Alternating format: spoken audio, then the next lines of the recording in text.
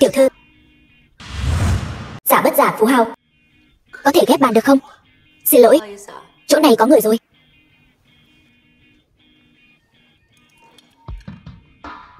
Giờ hết rồi. Phục vụ tính tiền. Để ta.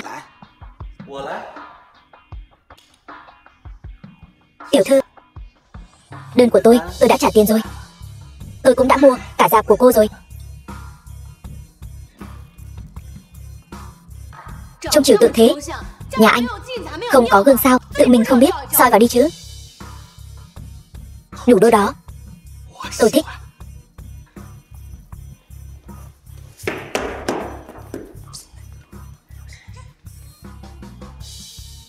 Xe tôi đỗ ngay ngoài kia.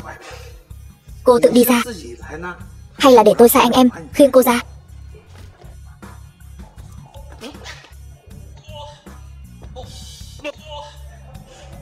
Con đàn bà đáng ghét. Đúng là được voi đòi tiền. Dạ tiên sinh, xe của ngài bị đập rồi. Đi.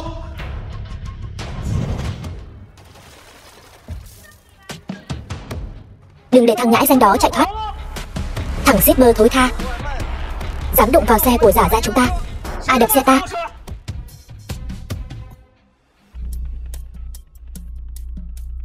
Chính là thằng nhóc này đập xe ta sao? Tao thấy mày cũng là thằng cứng đầu đấy. Anh em trên giang hồ rất trọng tình nghĩa. Tiền thì không cần mày trả. Mày chỉ cần quỳ xuống đây.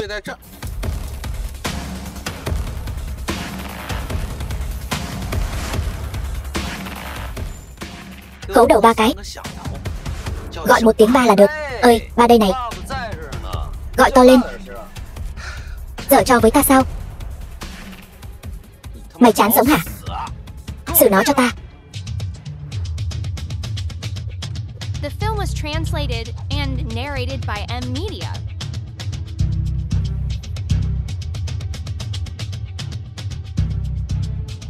Giở trò với mày thì đã sao? Bọn mày ngày thường người đông thế mạnh, có tí tiền thì tưởng ngon sao? Mày biết cái kính này bao nhiêu tiền không? 5 vạn. 10 vạn đủ không? 10 vạn. Đủ thì đủ rồi. Không phải mày một thằng shipper mà có thể bỏ ra từng này tiền sao? 20 vạn. 30 vạn. Mày điên rồi. Dừng tay. Anh chỉ có 40 vạn tiết kiệm thôi. Anh mà đập tiếp là anh trắng tay đấy. Chỉ cần em bình an là đủ rồi. 40 vạn. Nhưng để tao thấy mày lần nữa, tao đập không phải xe nữa đâu.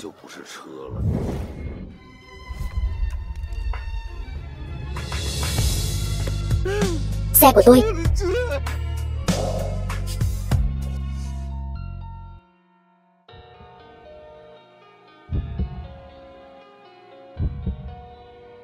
Sao vậy?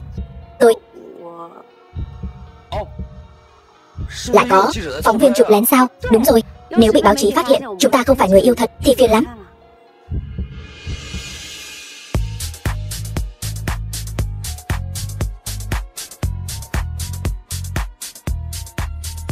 Em yên tâm, có anh ở đây chắc chắn sẽ không để họ phát hiện ra đâu.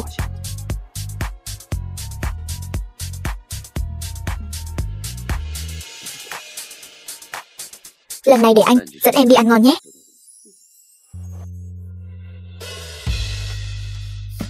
Xung quanh có nhà báo đang chụp kia.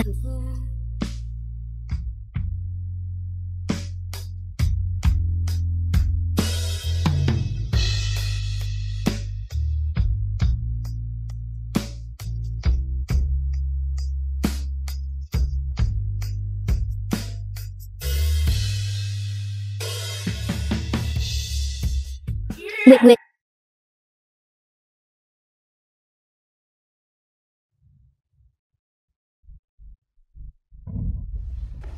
Anh làm gì vậy? Mau thay đồ đi. Bộ đồ này của em đã bị fan nhận ra rồi.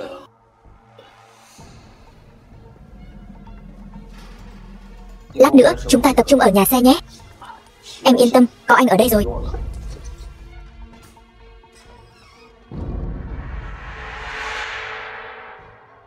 Trời ơi, Hôm nay thật sự quá kích thích. Hòa lẫn giữa bao nhiêu fan mà không bị phát hiện. Em thật sự quá giỏi.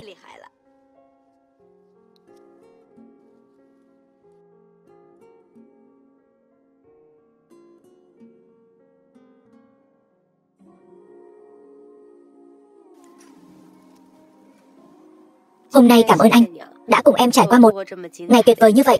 Hay là lên ngồi chơi một lát? Vương lão bản.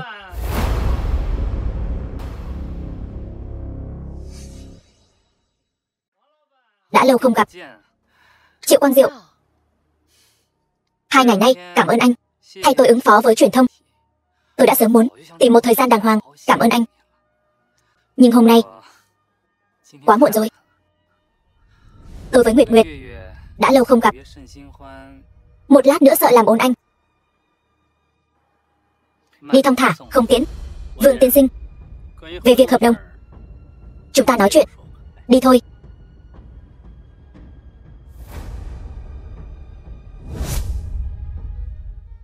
Anh.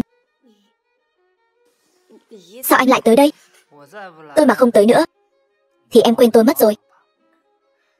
Diễn xuất được đấy. Cặp đôi hợp đồng này diễn cũng ra trò ghê. Cái thứ gì này? Bẩn thỉu quá, đừng mang về nhà. Nhìn bộ đồ em mặc hôm nay xem. Đồ gì đây? Quê mùa quá thể. Cởi ra nhanh lên. Sao em lại không kéo rèm cửa? Tôi đã nói với em bao nhiêu lần rồi. Em có biết bây giờ bên ngoài bao nhiêu nhà báo đang theo dõi em không? Bị chụp được nữa thì cả hai chúng ta tiêu đời.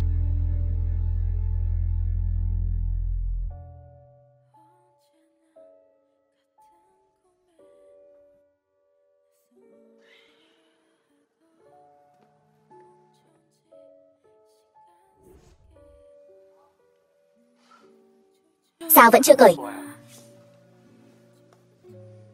Chẳng lẽ lại muốn tôi cởi giúp em sao?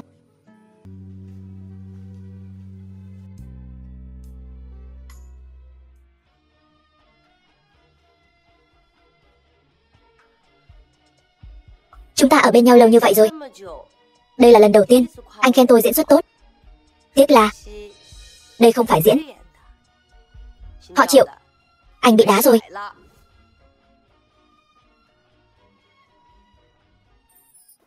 Vương tiên sinh, tôi làm vậy đều là vì muốn tốt cho anh. Theo tôi được biết, 40 vạn tiền đặt cọc của anh đã tiêu hết rồi nhỉ? Nếu bây giờ anh chấm dứt hợp đồng, anh vẫn có thể nhận được 60 vạn. Dĩ nhiên, anh cũng có thể lựa chọn tiếp tục quấy rối Lâm tiểu thư. Nhưng nếu làm vậy, anh không những không nhận được một đồng nào, mà ngược lại sẽ phải đối mặt với một khoản tiền vi phạm hợp đồng rất lớn. Chấm dứt hợp đồng là ý của Nguyệt Nguyệt sao? Đúng vậy. Với một đại minh tinh như Lâm tiểu thư, người bình thường như anh căn bản không với tới được.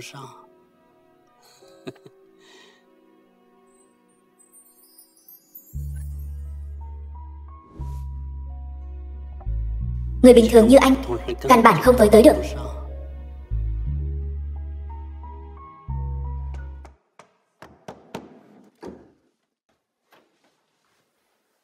Vương Phong, chuyện hôm đó tôi nghĩ chúng ta có chút hiểu lầm. Tôi suy nghĩ lại rồi, quyết định cho anh thêm một cơ hội theo đuổi tôi. Vương Phong, mở cửa. Vương Phong, đừng có không biết điều. Mở cửa ra. Lâm Nguyệt Nguyệt.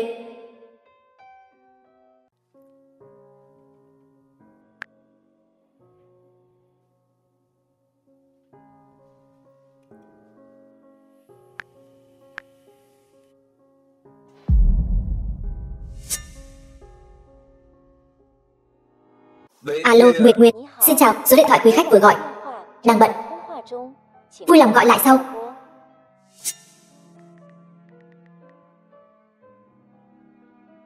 Xin chào, số điện thoại quý khách vừa gọi đang bận. Vui lòng gọi lại sau. 1 tháng sau. Nguyệt Nguyệt. Chào mọi người đi. Xin chào tất cả mọi người. Tôi là Nguyệt Nguyệt. Nguyệt Nguyệt, nghe nói gần đây cô có một bộ phim mới sắp ra mắt. Đúng vậy, phim mới của tôi, Khế ước tình nhân, thứ 2 tuần sau sắp chính thức ra mắt rồi. Đến lúc đó vẫn mong các bạn mến mộ điện ảnh ủng hộ nhiều nhé. Xin chào, Cho tôi một suất A. Coca đổi thành không đường. Vâng, được rồi, xin hỏi quý khách còn cần gì nữa không? Cho tôi một cốc nước nóng miễn phí, rồi thêm 10 gói tương cà. Cảm ơn, được rồi. Cô Lâm, hơi ngẩng lên một chút. Hoàn hảo. Đúng, giữ nguyên, cứ trạng thái này. Giữ nguyên. Được, tôi xem nào. Cô Lâm, nét mặt mình đừng quá buồn. Xin lỗi. Chúng ta làm lại một lần nữa. Được, chúng ta làm lại một lần nữa. Cười lên nào. Đúng, cứ như vậy. Giữ nguyên. Hoàn hảo. The film was translated and narrated by M Media. Đồ ăn của tôi khi nào giao đến vậy? Xin chào, xin hỏi địa chỉ ở đâu? Karaoke Phú Quý Nhân Gia. Còn 20 phút nữa. Quý khách vui lòng đợi một chút. Alo, alo, anh ơi, là em đây. Anh có thể giúp em mang một cái bật lửa đến Phú Quý Nhân Gia được không? Lúc đi ngang qua, tôi sẽ mang cho cô một cái. Cảm ơn anh. Cô lại định làm gì nữa vậy? Tôi muốn hỏi, đồ ăn của tôi khi nào giao đến? Cô Lâm, xin chào, đồ ăn của cô.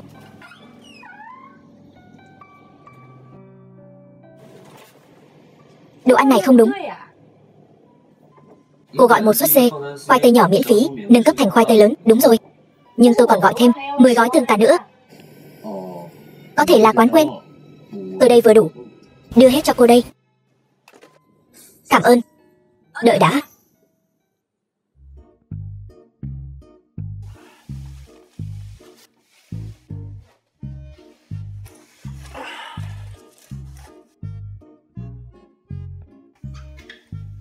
Tạm thời không bị gì nước nữa rồi.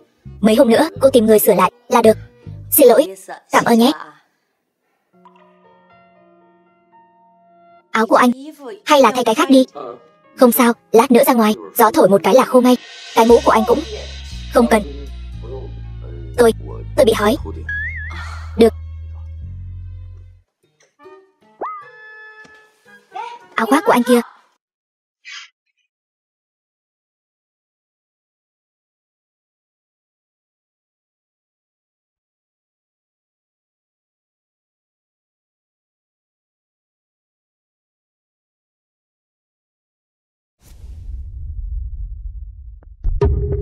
Vương Phong. Nguyệt Nguyệt. Em yêu, em đang nói chuyện với ai vậy?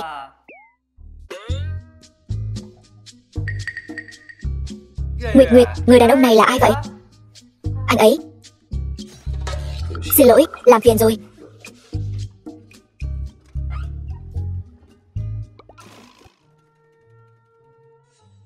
Nguyệt Nguyệt, đây chính là người đàn ông cô lúc nào cũng nhắc đến sao?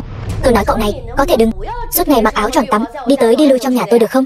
Dáng đẹp thế này, chẳng lẽ không nên mặc áo choàng tắm sao? Cô ghen tị với tôi, sợ tôi tranh đàn ông với cô. Nói cho cùng thì Triệu Quang Diệu, cái dạng khéo miệng đó còn không bằng anh chàng lúc nãy nữa kìa. Dáng người lại đẹp, nhìn còn ngây thơ hơn cả tôi nữa. Cậu thích thì đi theo đuổi đi. Rõ ràng trong lòng đã có người rồi. Tiếc thật. Đều tại cậu. Cậu không tắm sớm thì tắm muộn, cứ đúng lúc này lại tắm. Cái này là hình phạt cho việc anh không nghe lời. Tôi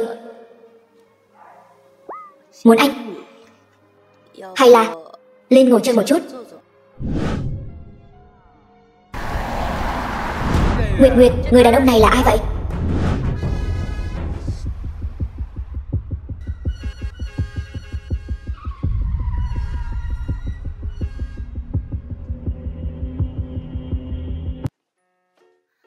Vừa rồi người quản lý của tôi nhận cho tôi một cuộc phỏng vấn. Được rồi, vậy đến hôm đó tôi sẽ trang điểm cho cô thật xinh. Chúng ta sẽ làm cả hội trường kinh diễm. Không cần đâu, chỉ là phỏng vấn trên đài phát thanh thôi. Cậu có trang điểm đẹp đến mấy thì cũng chẳng ai nhìn thấy được. Cơ hội luôn dành cho người chuẩn bị sẵn sàng mà. Nhỡ đâu hôm đó người trong mộng của cô cưỡi mây ngũ sắc đến tìm cô thì sao? Thính giả trước máy thu thanh thân mến, xin chào. Hôm nay chúng tôi trân trọng giới thiệu vị khách mời nổi tiếng, là diễn viên nổi tiếng, ngôi sao quốc tế Lâm Nguyệt Nguyệt. Chào mừng Nguyệt Nguyệt. Xin chào, đồ ăn của anh đã để trên giá rồi. Nguyệt Nguyệt, hôm nay chúng ta vừa trò chuyện về bộ phim mới của cô, Phong Nguyệt Lạnh, kể về câu chuyện lỡ mất người yêu. Vậy trong quá trình quay phim, có bao giờ cô chợt nhớ đến một người nào đó mà cô đã lỡ mất không? Lúc quay phim thì thật sự tôi không nhớ đến ai cả. Alo, xin chào, đồ ăn của anh đây, anh nhanh mang lên đây đi. Nhà tôi ở tầng 23, thang máy hỏng rồi. Anh mau leo cầu thang, mang lên cho tôi đi. Lúc đó thì không. Vậy có nghĩa là sau khi đóng máy đã có một người như vậy rồi đúng không?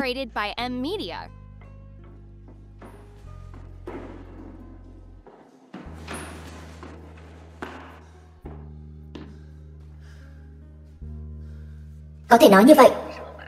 Cô có thể kể cho chúng tôi nghe về anh ấy được không? Anh ấy đáp ứng được tất cả những kỳ vọng của tôi về một người đàn ông. Anh ấy chân thành, tốt bụng, thông minh, và anh ấy còn rất chu đáo.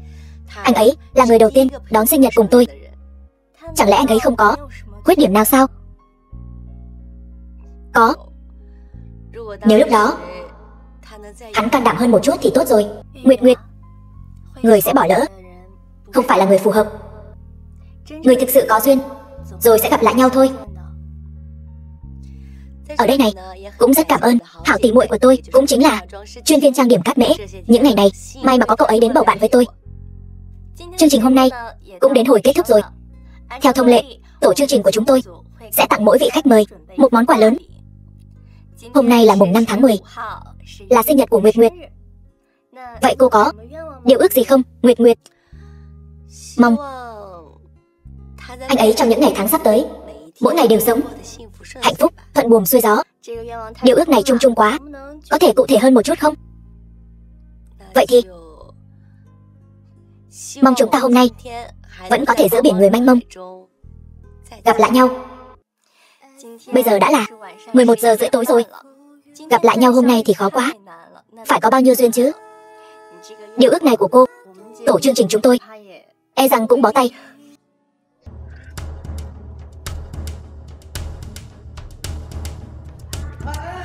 Làm gì? Bên trong là trường quay, người ngoài không được vào.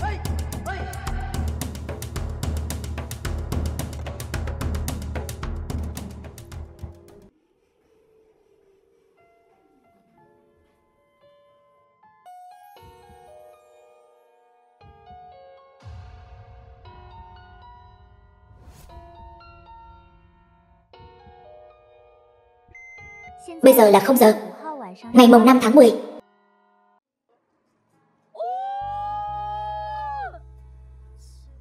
Sinh nhật vui vẻ, Nguyệt Nguyệt.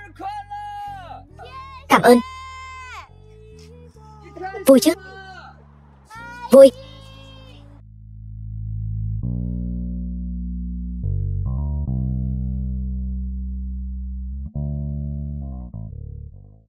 Thầy bói nói, quả nhiên không sai, hôm nay là một ngày đại cát đại lợi. Ước gì được nấy, điều ước nào cũng sẽ thành hiện thực. Cô còn điều ước nào nữa không? Tôi đều có thể giúp cô thực hiện được. Dạo này tôi có một cảnh quay, mãi mà không quay được. Anh có thể diễn thử với tôi được không? Cảnh gì vậy? Cảnh giường chiếu. Tôi sợ tôi diễn không được. Diễn như thật là được. Nhớ thiết lập nhân vật của anh. Thiết lập nhân vật gì? Anh phải diễn một chàng trai rất hư hỏng, nhưng mà anh phải rất yêu tôi. Rồi sao nữa?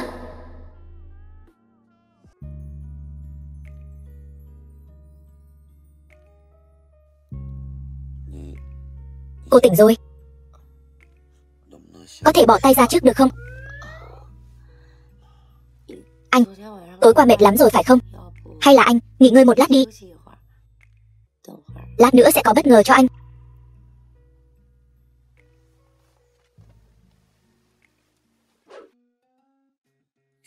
Thưa chủ nhân, bữa sáng của ngài đã đến. Để tôi hầu hạ ngài dùng bữa. Nguyệt Nguyệt, tôi tự làm được rồi. Là do dịch vụ của tôi không làm anh hài lòng sao? Rất hài lòng. Vậy thì được rồi, nào, há miệng ra nào.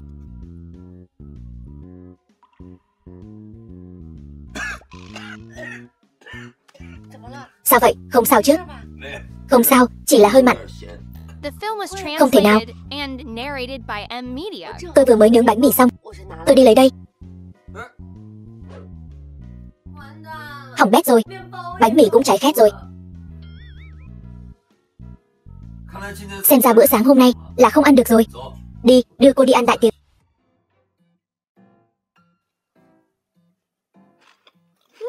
Nguyệt Nguyệt, không ngờ cô lại có năng khiếu như vậy. Trình độ món cà chua xào trứng đã đuổi kịp tôi rồi. Là gì dạy tốt, chứ vụng về như tôi.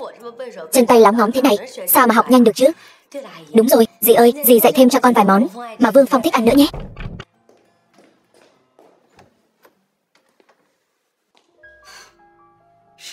Là cô sao? Vương Phong đâu?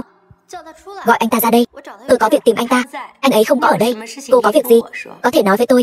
Tôi không có thời gian nói nhảm với cô. Vương Phong đâu? Mau gọi anh ta ra đây. Tôi đã nói rồi. Anh ấy không có ở đây. Lâm Nguyệt Nguyệt, cô là gì của anh ta vậy? Ngày nào cũng chạy đến nhà anh ta. Còn chưa xác định quan hệ mà đã muốn sống chung với người ta rồi. Xem ra tác phong của đại minh tinh cũng chẳng ra gì nhỉ. Nguyệt Nguyệt là khách tôi mời đến. Cô ấy không giống cô, không lẳng lơ, đi bám lấy người dâu. Tôi nghĩ tên mặt trắng của cô đến giờ vẫn chưa thừa nhận cô là bạn gái anh ta đâu nhỉ. Được rồi, ban đầu tôi chỉ muốn tốt bụng nhắc nhở hai người, nhưng giờ xem ra không cần thiết nữa. Tôi nói cho hai người biết, Vương Phong hôm nay không về được đâu. Lưu Yến, Vương Phong sao vậy? Lưu Yến, cô nói nhanh lên. Vương Phong rốt cuộc làm sao vậy? Bây giờ mới nghĩ đến chuyện cầu xin tôi thì muộn rồi. Mọi người đang làm gì ở cửa vậy? Vương Phong, xe của anh không phải bị xịt lốp sao? Sao lại về nhanh vậy? Tôi sợ mọi người lo lắng nên tôi đã gọi người của tiệm sửa xe đến kéo đi rồi. Đúng rồi. Sao cô biết lốp xe ta bị xịt? Cái đó ta nhớ ra rồi. Ta còn có việc, ta đi trước đây. Vương Phong, không sao là tốt rồi. Xe con bị hỏng, ngày mai con giao đồ ăn thế nào? Ta có cách. Alo, ly cà phê tôi vừa gọi, hạn cho anh trong vòng 5 phút, đưa tới cho ta. Nếu không ta không chỉ cho ngươi đánh giá kém mà còn khiếu nại ngươi. Nhất định đừng khiếu nại, ta lập tức tới ngay. Giao cũng khá nhanh.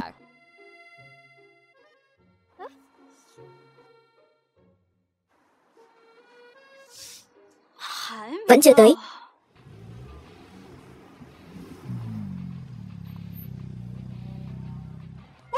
Trời ơi, sữa e sang xịn.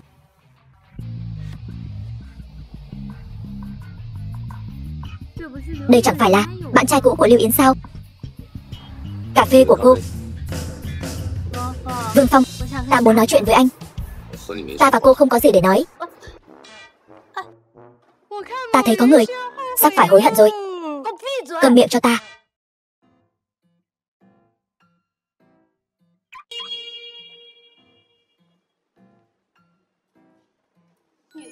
Nữ bộc Tiểu Nguyệt đến đón anh ta làm. Tiểu Nguyệt vất vả rồi, lát nữa nấu cơm. Khao cô.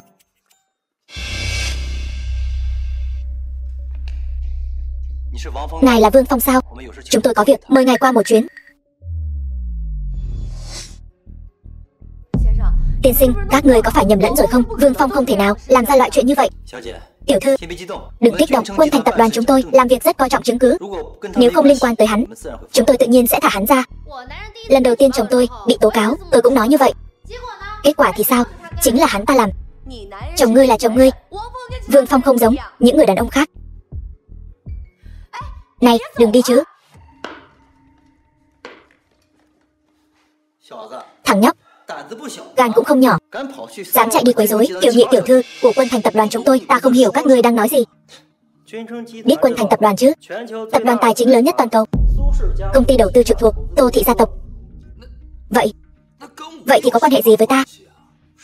Nói đi, ngươi không đàng hoàng, giao đồ ăn của ngươi chạy đi quấy rối Kiều tiểu thư, rốt cuộc có mục đích gì? Quấy rối sao? Không phải các ngươi rốt cuộc đang nói cái gì, còn giả vờ nữa hả? Ta căn bản không quen biết Kiều tiểu thư nào cả. Ngươi cứ đợi đấy.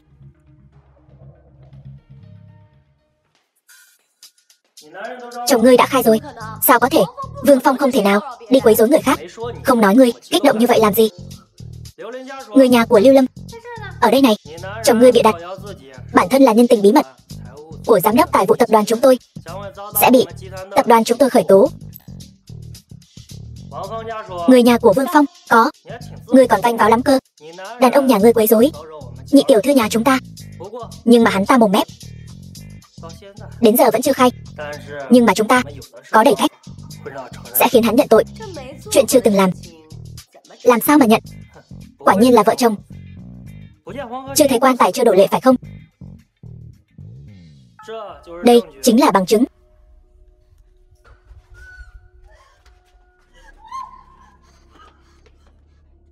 Sao, cạn lời rồi chứ gì? Sao trông cô quen mắt thế nhỉ? Lâm Nguyệt Nguyệt, đại minh tinh Lâm Nguyệt Nguyệt. Anh vừa nói video là ngày 15 tháng 10, quay lúc 9 giờ tối. Đúng rồi, tối hôm đó Vương Phong ở cùng tôi mà. Ở cùng với cô. Vậy tối hôm đó hai người ở đâu? Chúng tôi ở phía tây thành phố, công viên Ngọc Đàn. Chính là khu rừng nhỏ phía tây thành phố. Tối muộn rồi, cô với Vương Phong làm gì trong rừng vậy? Chẳng lẽ... Nói mau, làm gì? Chúng tôi... Hai người... Đó là lần đầu tiên tôi... Lần đầu tiên tận mắt thấy đom đóm. Đom đóm. Tối hôm đó, Vương Phong dẫn tôi đi công viên Ngọc Đàn, bắt đom đóm. The film was translated and narrated by M Media. Lâm Nguyệt Nguyệt cho tôi xem ảnh rồi. Tối đó cô ấy với Vương Phong đúng là ở trong công viên bắt đom đóm. Tôi đã gọi điện hỏi công ty giao đồ ăn. Ngày xảy ra vụ việc, Vương Phong đúng là có xin nghỉ. Có thể tra được cụ thể người nhận đơn là ai không? Đang tra. Nhưng mà đã tra ra được số điện thoại của người giao hàng. Đúng là không phải Vương Phong. Nhưng mà trong video rõ ràng xuất hiện là mặt của Vương Phong mà. Vương tiên sinh, hình như là hiểu lầm rồi. Đúng là chúng tôi nhầm. Mong ngài lượng thứ. Mời ngồi. Mời. Vương tiên sinh, tôi đại diện Quân Thành tập đoàn, xin lỗi ngài. Xin lỗi thì khỏi. Tôi có một việc muốn nhờ. Mong hai vị có thể giúp tôi một chút. Ngài cứ nói. Chỉ cần tôi có thể giúp được, chúng tôi nhất định sẽ dốc hết sức. Hai người nói, người đàn ông trong video trông giống tôi. Tôi muốn hai vị giúp tôi điều tra rốt cuộc là chuyện gì đang xảy ra. Chuyện này cũng là điều đang làm phiền chúng tôi. Chuyện này liên quan đến sự an toàn của Kiều tiểu thư nhà chúng tôi. Quân Thành chúng tôi nhất định sẽ dốc hết sức điều tra chân tướng. Ngài cứ yên tâm, chỉ cần có bất kỳ tiến triển gì, chúng tôi sẽ báo cho ngài ngay lập tức.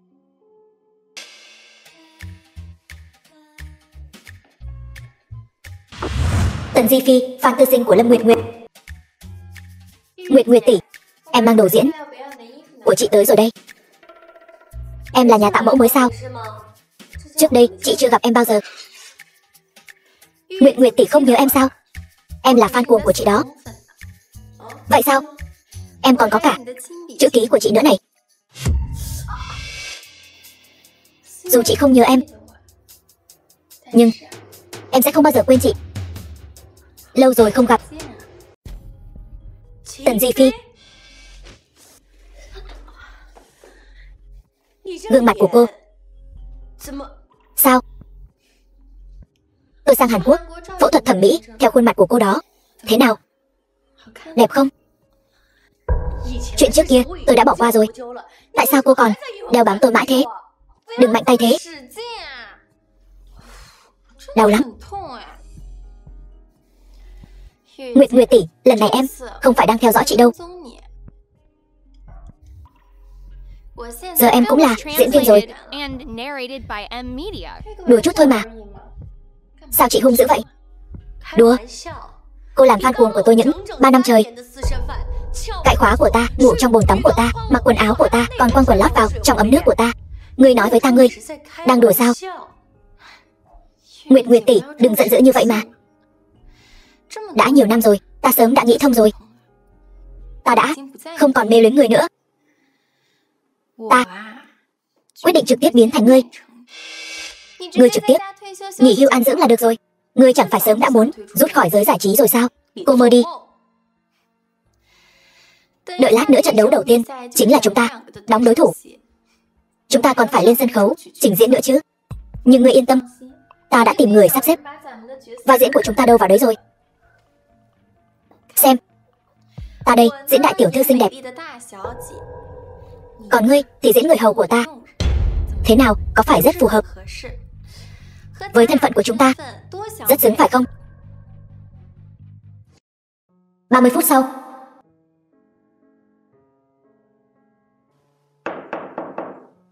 Nguyệt Nguyệt, đói bụng rồi chứ? Nào, ăn chút gì đó đi.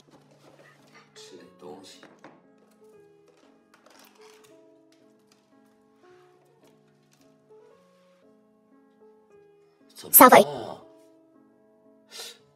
Chẳng lẽ ban giám khảo nhãn lực lại kém đến vậy sao? Xin lỗi, là ta ăn nói vụng về quá, lại khiến cô buồn lòng rồi.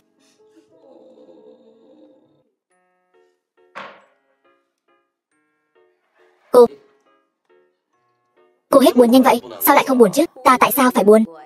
Ta thắng trận đấu rồi. Anh thấy ta vừa rồi diễn tốt chứ? Sao lại chẳng có chút cảm giác bất ngờ nào vậy? Không phải, ta biết ngay là cô sẽ thắng mà. Bạn diễn của ta cướp vai diễn đại tiểu thư rồi.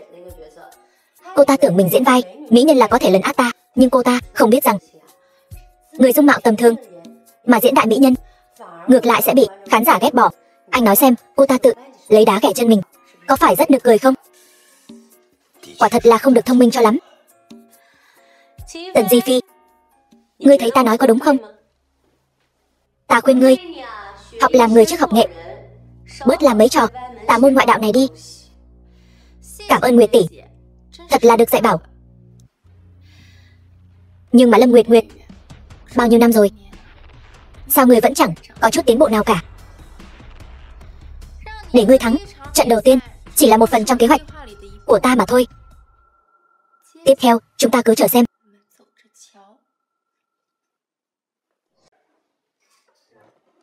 Lâm tỷ, có tin tức cần tỷ xem qua. Tin tức gì? Về Tần Di Phi. Chuyện gì? Cô ta nói màn trình diễn đầu tiên của cô ta bị thất bại là do tỷ trên sân khấu trực tiếp tát cô ta một cái, tát đến choáng váng, nói bậy.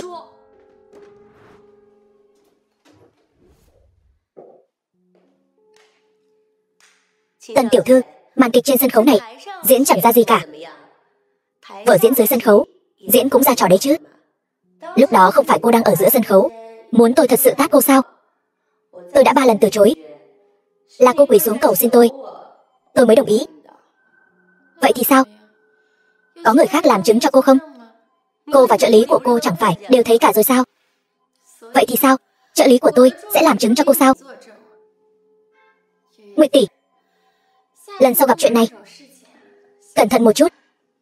Dù sao chuyện này cô nói không rõ đâu. Sàn nhà trơn quá. Cô xem, cô ngã rồi kìa. Xung quanh đây cũng chẳng có ai, không ai làm chứng cho cô, biết làm sao bây giờ? Cô đúng là đã khôn hơn rồi đấy, nhưng vẫn chưa đủ tàn nhẫn. Đàn bà như cô, ngày ngày chìm đắm trong tình yêu, một bụng oán khí, vĩnh viễn không thể nào tàn nhẫn được. Nếu cô thực sự có bản lĩnh thì đánh tôi đi. Cô im miệng đi. Tôi chưa từng thấy ai lại xin ăn đòn như thế. Cô đánh tôi đánh cô thì đã sao? Tôi muốn đánh cô không phải chỉ 1-2 ngày rồi. Biết thế, tôi ở trên sân khấu đã đánh cô thêm vài cái rồi. Khuôn mặt của tôi sang Hàn Quốc làm 300 vạn đấy. Lâm Nguyệt Nguyệt, tôi liều với cô.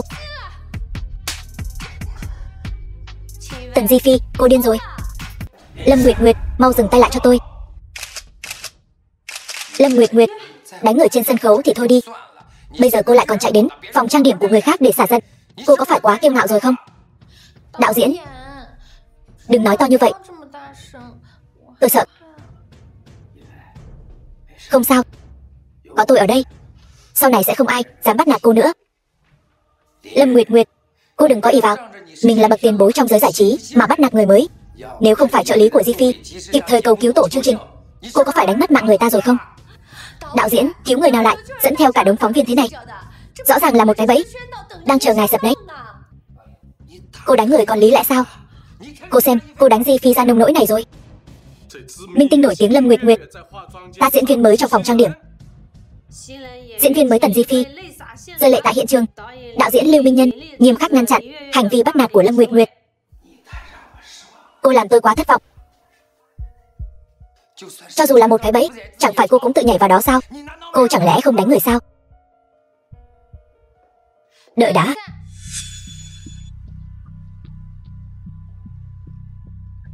Nguyệt tỷ, tôi mong cô được hạnh phúc. Như vậy cô sẽ không có nhiều oán khí như vậy, có thể làm người tốt. Cảm ơn cô. Ta cũng tặng người một câu, mong người trước tiên học làm người đi đã.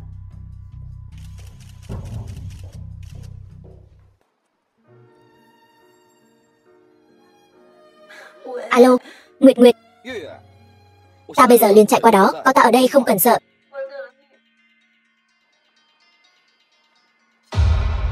Tiên sinh, gia chủ nhà ta có việc muốn mời ngài bàn bạc. Nguyệt Nguyệt tỷ, người có phải ở đây không? Chẳng lẽ tự mình trốn ở bên trong lén lút khóc sao? Nguyệt Nguyệt tỷ, người có chuyện gì cứ nói ra, cho ta vui vẻ một chút.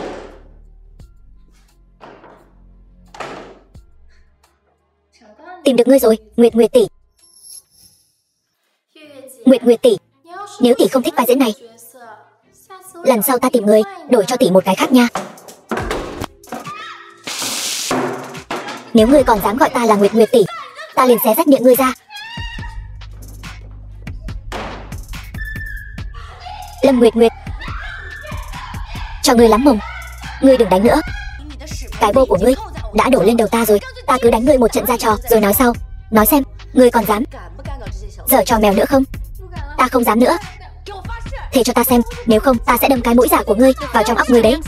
Ta thề, ta không dám nữa rồi. Xin lỗi, thuê bao quý khách vừa gọi tạm thời không liên lạc được, xin quý khách vui lòng gọi lại sau.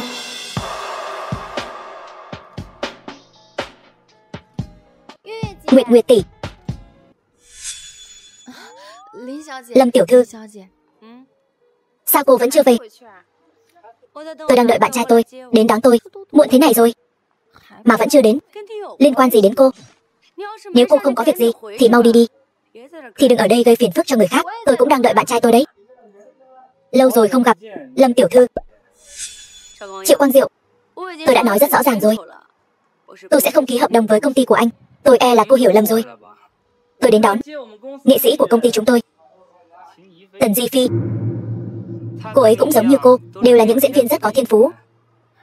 Hơn nữa, hai người trông cũng có vài phần giống nhau. Tuy nhiên cô ấy vẫn cần học hỏi từ bậc tiền bối như cô. Dù sao Tần Di Phi cũng trẻ hơn cô nhiều. Vậy chúng ta sẽ không làm lỡ thời gian của Lâm tiểu thư đứng ngoài trời lạnh nữa. Tôi còn phải đưa Tần tiểu thư về.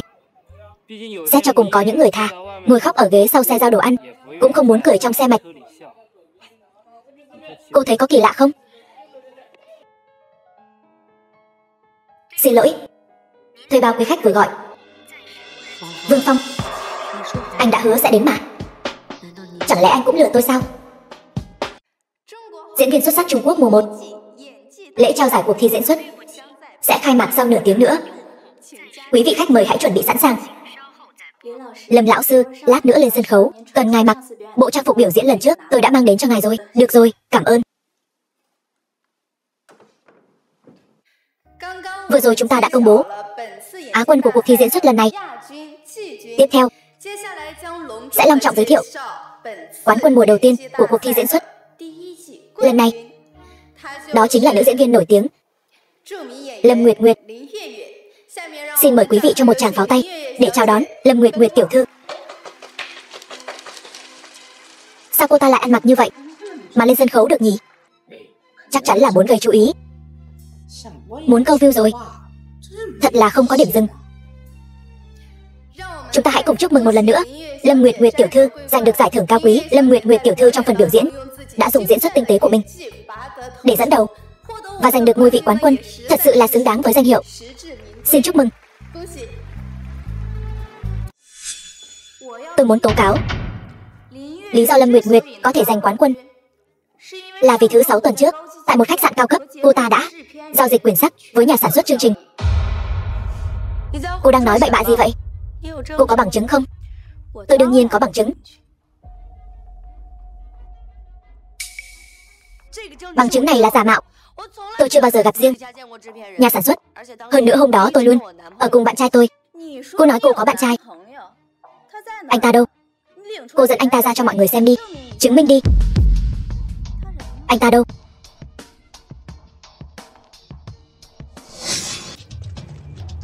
Đừng quay nữa, mọi người đừng quay nữa.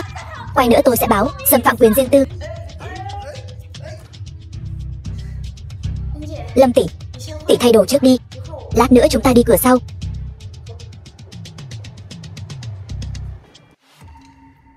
Quần áo của tôi đâu? Tôi vừa treo ở đây mà, sao lại không thấy nữa rồi? Dì ơi, quần áo chúng tôi để ở đây đâu rồi? Dì có thấy không? Lúc nãy chuyên viên trang điểm nói đồ đạc trong phòng này đều không dùng nữa, nên tôi đã vứt hết đi rồi. Dì vứt đi đâu rồi? Tôi vứt vào thùng rác rồi. Xe rác vừa đến lấy đi rồi. Tất cả đều bị lôi đi rồi. Bọn người này quá đáng lắm rồi. Giờ phải làm sao đây? Kia chẳng phải minh tinh đó sao? Sao ăn mặc thế này lại ra ngoài đường chứ? Hay là mốt mới nhất nhỉ? Nhìn nhiều cũng thấy thời trang đấy chứ.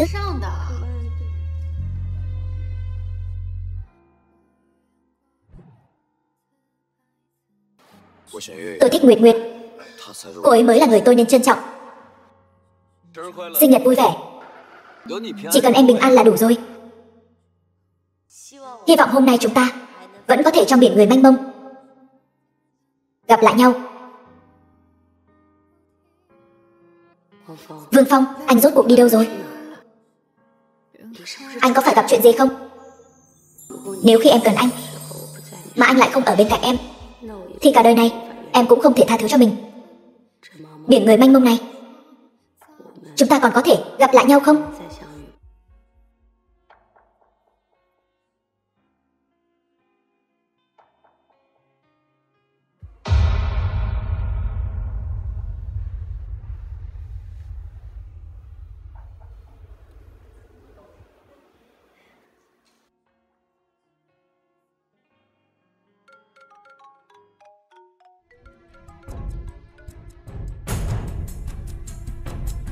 Lâm tiểu thư, 300 vạn, chuẩn bị xong chưa?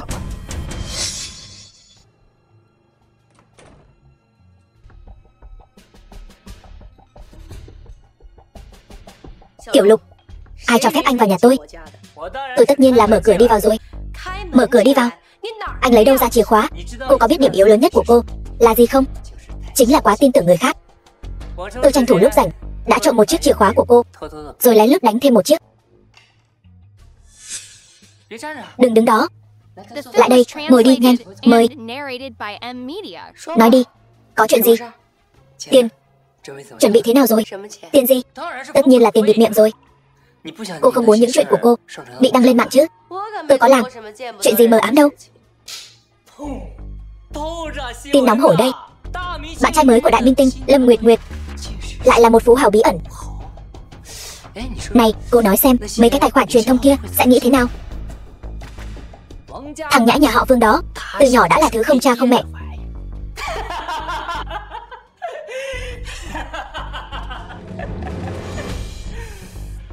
Lâm tiểu thư, nếu công chúng biết được bạn trai của cô không phải phú hào gì cả, mà là một người giao hàng thì sao?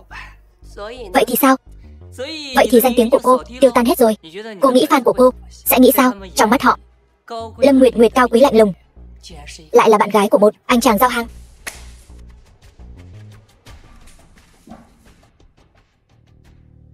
Chụp đẹp đấy. Tôi thay mặt Vương Phong cảm ơn anh trước. Bớt lạc đề. Muốn ảnh thì đưa tôi 300 vạn. Đắt vậy sao? Thôi vậy, anh cứ đưa cho báo chí đi. Cô không lo lắng sao? Tôi có gì mà phải lo lắng? Tôi đường đường chính chính yêu đương, tôi lo lắng gì chứ? Nếu fan của tôi không chấp nhận được việc tôi yêu một người chân thành thì họ không xứng làm fan của tôi. Nếu dư luận muốn bàn tán thì cứ để họ bàn tán. Anh cứ đưa cái này cho báo chí đi. Tôi cũng muốn cho cả thế giới biết người đàn ông của tôi nghiêm túc lên, trông cũng đẹp trai đấy chứ. Cô còn hơn cả tưởng tượng của tôi, đúng là khó chơi thật. Vài tấm ảnh mà đòi 300 vạn, quả thực là chưa đủ đô. Vậy nếu thêm vào đó cả video của cô với Vương Phong thì sao? Vậy có đủ đô chưa hả? Cái video gì vậy? Tôi với anh ta có hành động thân mật gì đâu, lấy đâu ra video chứ? Đừng có giả nai nữa. Video này chính là mặt của cô với Vương Phong. Chất lượng quay phim cũng khá ổn đấy chứ. Mỗi lần xem là tôi lại thấy sụp sôi. Chúng ta cùng xem nhé. Sao lại? Xem cô bình thường nghiêm nghị thế nào, trên dừng lại khá là dẻo miệng đấy chứ. Bỏ 300 vạn mua cái video này không đắt đâu nhỉ? Video quay cũng được đấy, nhưng nếu là 30 đồng thì tôi sẽ cân nhắc mua một bộ. Đây là video của cô đấy, cô không lo lắng sao?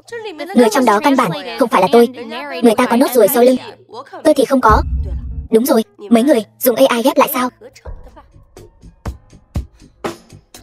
Sao có thể chứ? Mấy người làm chuyện này cũng đâu phải 1-2 lần. Hồi đó vu oan Vương Phong quấy rối người khác cũng là dùng AI ghép lại sao? Đúng rồi, còn vu oan tôi với cái tên nhà sản xuất nào đó, bức ảnh đó cũng là AI ghép lại sao? Lục Hạo Thiên, tôi với anh không thù không oán, còn nâng đỡ anh bao nhiêu năm, anh lại báo đáp tôi như thế này sao? Sao? Còn muốn tát tôi, phải không? Lâm tiểu thư, trước kia lúc cô đang trên đỉnh cao, tôi còn gọi cô một tiếng Lâm tỷ. Bây giờ cô như chuột chạy qua đường, cô đấu lại được tôi sao? Trước kia thằng nhóc Vương Phong bị tôi đánh, còn có cô chống lưng. Bây giờ cô bị tôi đánh, ai chống lưng cho cô đây? Giả mạo thì đã sao? Chỉ cần mọi người biết là cô là được rồi. Có một nốt ruồi thôi mà, về Photoshop là xong rồi. Nói như vậy, anh là định đâm đầu vào tường, cũng không quay đầu lại, nhất tâm chỉ muốn làm còn tốt thí mạng cho đám người đó thôi hả? Vương Phong, anh không phải bị đưa ra nước ngoài rồi sao? Chuyện tôi vẫn còn sống làm anh thất vọng lắm sao? Tôi cho anh một lời khuyên, khi nói chuyện với tôi thì hãy chú ý thái độ của anh. Nếu không, hai người bạn phía sau tôi sẽ không thích cái kiểu vô lễ của anh đâu. Thế mới đúng chứ. Xem ra anh cũng là người biết nghe lời khuyên đấy. Vậy tôi tặng anh thêm một lời khuyên nữa. Nếu bây giờ anh dừng tay, giao video và kẻ chủ mưu ra đây, ta sẽ nương tay với ngươi. Một video mà tốn 300 vạn, người bảo ta nộp thì ta phải nộp sao? Sở Ninh, đại tổng quản Tô gia tộc. Hai diễn viên này đóng phim cùng ngươi,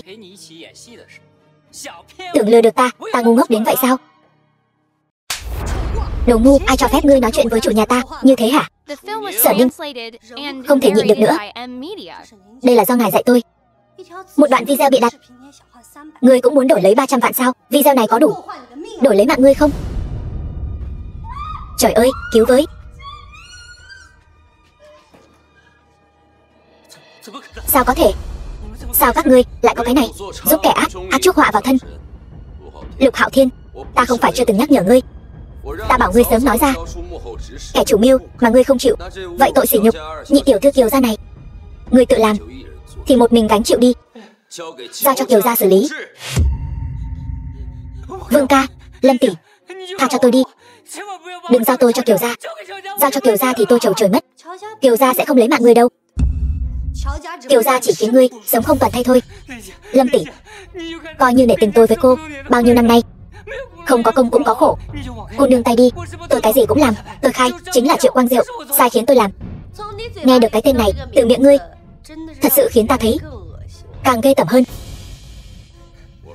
Ta đã nói rồi, bỏ cái bàn tay bẩn thỉu của ngươi ra khỏi người bạn gái ta. Biết trước như vậy, tại sao lúc đầu lại làm? 3 phút trước là cơ hội sống sót cuối cùng dành cho ngươi. Đáng tiếc ngươi chấp mê bất ngộ. Lôi đi. Khoan đã, tôi có lời muốn nói. Vương Phong, ta không biết ngươi dựa vào cách nào mà bám víu được Kiều gia. Kiều gia đúng là thế gia nhất nhì Nam tỉnh, nhưng nhà Triệu Quang Diệu cũng không phải hạng soàng. Triệu phu nhân là một trong những người nắm quyền, rất có tiếng tăm ở đế kinh nhà họ Tô. Ngươi cũng không muốn đắc tội với người có quyền thế như vậy đâu. Đế kinh Tô gia, đúng, chính là đế kinh Tô gia. Nếu là kẻ thù của tập đoàn tài chính như vậy, ngươi nghĩ Ngươi sẽ có kết cục tốt đẹp sao? Ta còn tưởng ngươi là một tên ngốc hoàn toàn. Không ngờ còn có thể nói ra một hai câu có đầu óc. Đúng vậy, bất cứ ai là kẻ thù của Tô gia đều sẽ không có kết cục tốt đẹp. Nếu ngươi đã sớm biết đạo lý này thì tại sao lại đối đầu với chúng ta? Là ý gì? Dù là Kiều gia, Triệu gia hay Tô gia, ta Vương Phong đều không sợ làm kẻ thù với bất kỳ ai. Vương Phong, ngươi vì một Lâm Nguyệt Nguyệt liền dám đắc tội Tô gia, ngươi tuyệt đối sẽ không có kết cục tốt. Nguyệt Nguyệt, ta đến muộn rồi, em không sao chứ? Vương Phong, 2 ngày nay anh đi đâu vậy? Một tiếng cũng không nói liền biến mất. Anh có biết ta lo lắng cho anh biết bao nhiêu không? Giai đoạn này đã xảy ra rất nhiều chuyện. Ta sẽ từng chuyện một giải thích cho em. Vương tiên sinh, lúc trước ngài đồng ý với tôi đến đây chuẩn bị xử lý một việc nhỏ. Bây giờ đã qua nửa tiếng đồng hồ rồi, ngài nếu không nhanh chóng quay về, e rằng an nguy của Lạnh Đường sẽ gặp bất trắc đấy. Nguyệt Nguyệt, anh đi đi, ta đợi anh. Được, Sở Ninh, thầy ta chăm sóc Nguyệt Nguyệt thật tốt, ta bận xong việc sẽ quay lại. Vương Phong 2 ngày nay không chịu khổ gì chứ? Người bị Triệu tiên sinh để mắt tới rồi, không lo cho bản thân mình trước, lại đi quan tâm Vương tiên sinh. Đương nhiên, trong lòng ta, an nguy của anh ấy hơn bất cứ điều gì. Yên tâm, Vương tiên sinh, có ta chăm sóc, mọi chuyện đều tốt. Vậy thì tốt. Ngươi không hỏi quan hệ giữa ta và Vương tiên sinh sao? Khi anh ấy muốn nói cho ta biết, ta tự nhiên sẽ biết. Quả nhiên là người phụ nữ Vương tiên sinh yêu thích, ngươi thật khiến ta phải nhìn bằng con mắt khác. Triệu công tử, lâu rồi không gặp. Ngươi là? Tôi là chủ tịch tập đoàn Vạn Hoa, Tiền Khánh Sơn. Chào anh. Có chuyện gì không? Triệu tiên sinh, tôi biết lần này ngài được mời tham dự Tứ Hải Thương hội. Tứ Hải Thương hội này là yến tiệc đỉnh cao của Quân Thành tập đoàn, lại càng quy tụ những thế gia danh tiếng khắp cả nước. Nếu có thể tham dự Tứ Hải Thương hội này, đối với mỗi thế gia mà nói đều là vinh dự tối cao. Anh rốt cuộc muốn nói gì? Tôi và thân phụ ngài kết giao lúc ông ấy gặp hoạn nạn. Khi ông ấy xa cơ thất thế, cả nhà tôi lại càng đánh cược một nửa gia sản để tương trợ.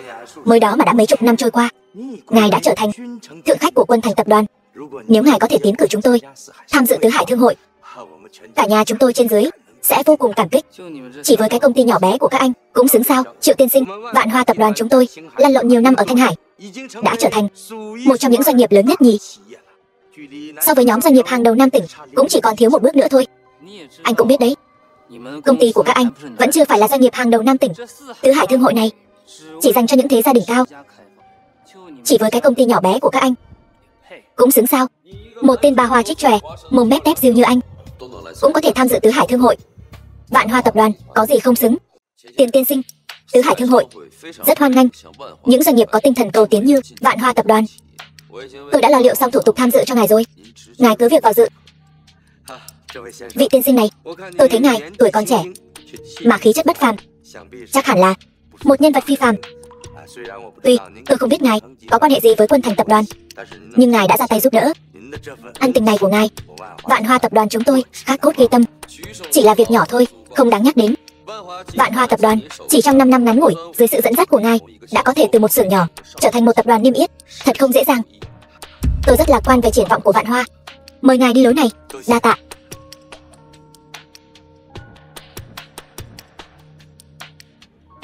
Vương Phong, sao anh lại tới đây?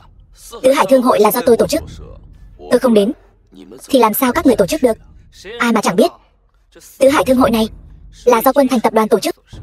Tôi không biết anh đã dùng thủ đoạn gì để bám víu vào nhị tiểu thư nhà họ Kiều, nhưng anh lại dám nói thương hội này là do anh tổ chức. Vương Phong, anh có phải là chán sống rồi không? Anh còn dám sai người đi quấy rối nhị tiểu thư nhà họ Kiều. Ai mà chán sống bằng anh chứ? Phu không, ta với Kiều nhị tiểu thư không thù không oán, ta cần gì phái người đi quấy rầy cô ta? Hơn nữa, ai mà không biết quyền thế tập đoàn Quân Thành là địch với Quân Thành chẳng khác nào là địch với Nam tỉnh. Cho dù là ta cũng phải kiêng dè 3 phần. Không ngờ ngươi còn biết mấy cân mấy lượng của mình. Còn ngươi, Vương Phong, hồ giả hổ uy, cầm lông gà làm lạnh tiến. Quân Thành biết ngươi cuồng vọng thế này không? Nhà chúng ta với Kiều lão gia tử cũng coi như là chỗ quen biết cũ. Đến lúc đó ta sẽ cho Kiều lão gia tử biết một con cún mà ông ta nuôi lại muốn leo lên đầu của ông ta. Kiều Tùng Đô, ngươi với ông ta chắc không thân thiết gì đâu nhỉ?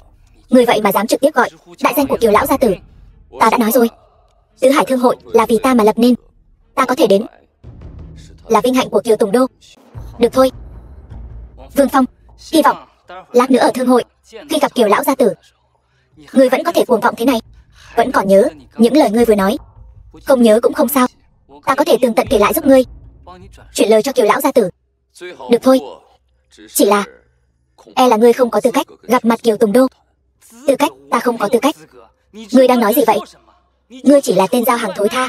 Nói như vậy, ngươi có phải nên cảm ơn ta không? Những gì ngươi đang có, tất cả đều là nhờ ta ban cho. Không có ta, ngươi có thể tiếp xúc với giới thượng lưu, ngươi vẫn là một thằng nhóc nợ nần chồng chất. Không có ta, ngươi vẫn còn ở ngoài đường lớn, hứng gió Tây Bắc mà giao hàng đấy. Nói như vậy, vậy ta cũng coi như là cha mẹ tái sinh của ngươi rồi.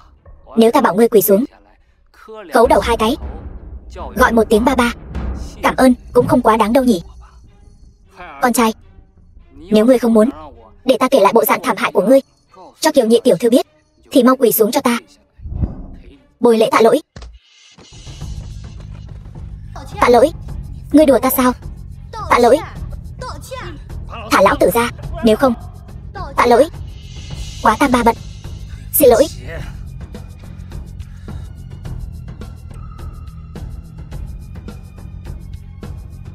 Tô tiên sinh hôm nay đặc biệt dặn dò phải nể mặt Kiều Tùng Đô một chút. Hay là thôi, Tứ Hải Thương hội là một đại hội lớn của quân thành, ta thật sự không muốn làm phiền niềm vui tao nhã của Kiều lão gia. Họ Triệu kia, hôm nay người thật may mắn, một cái khấu đầu chỉ đổi được một cái mạng quèn thôi.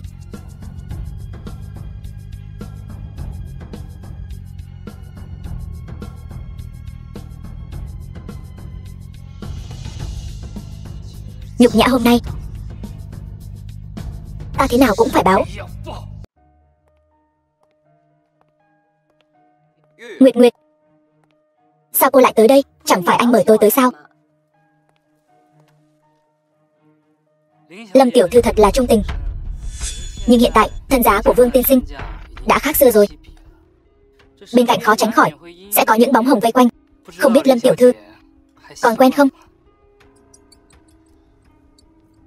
Cảm ơn Triệu lão bản gọi bạn gái tôi tới đây. Bạn gái Vương lão bản thật xinh đẹp. Đại minh tinh, vừa xinh đẹp vừa hiểu chuyện, nhất là trên giường đặc biệt hiểu chuyện. Khi Lâm Nguyệt Nguyệt hầu hạ tôi, mỗi lần đều hầu hạ rất thoải mái. Vương Phong chơi người đàn bà tôi chơi rồi, cảm giác thế nào? Họ Triệu kia, vừa rồi Vương tiên sinh ở dưới lầu nói với ngươi thế nào? Nhanh như vậy đã quên rồi sao? Kẻ ăn nói hàm hồ thì nên rửa sạch cái miệng của ngươi đi.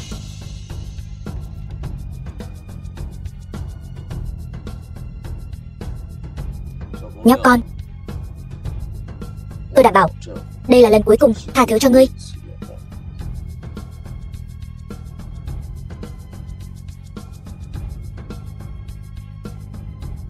The film was translated and narrated by Triệu tổng, Media.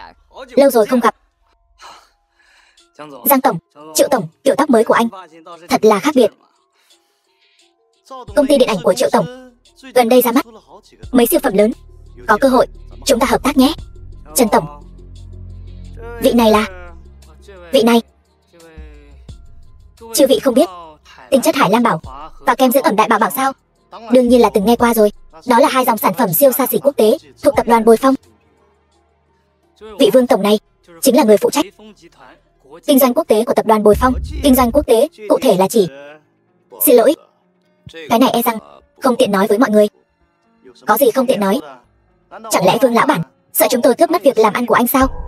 Tuy thực lực của tập đoàn Bồi Phong tầm cỡ như quân thành, nhưng chỉ một mảng kinh doanh quốc tế chưa đủ để Trương gia tôi tranh giành.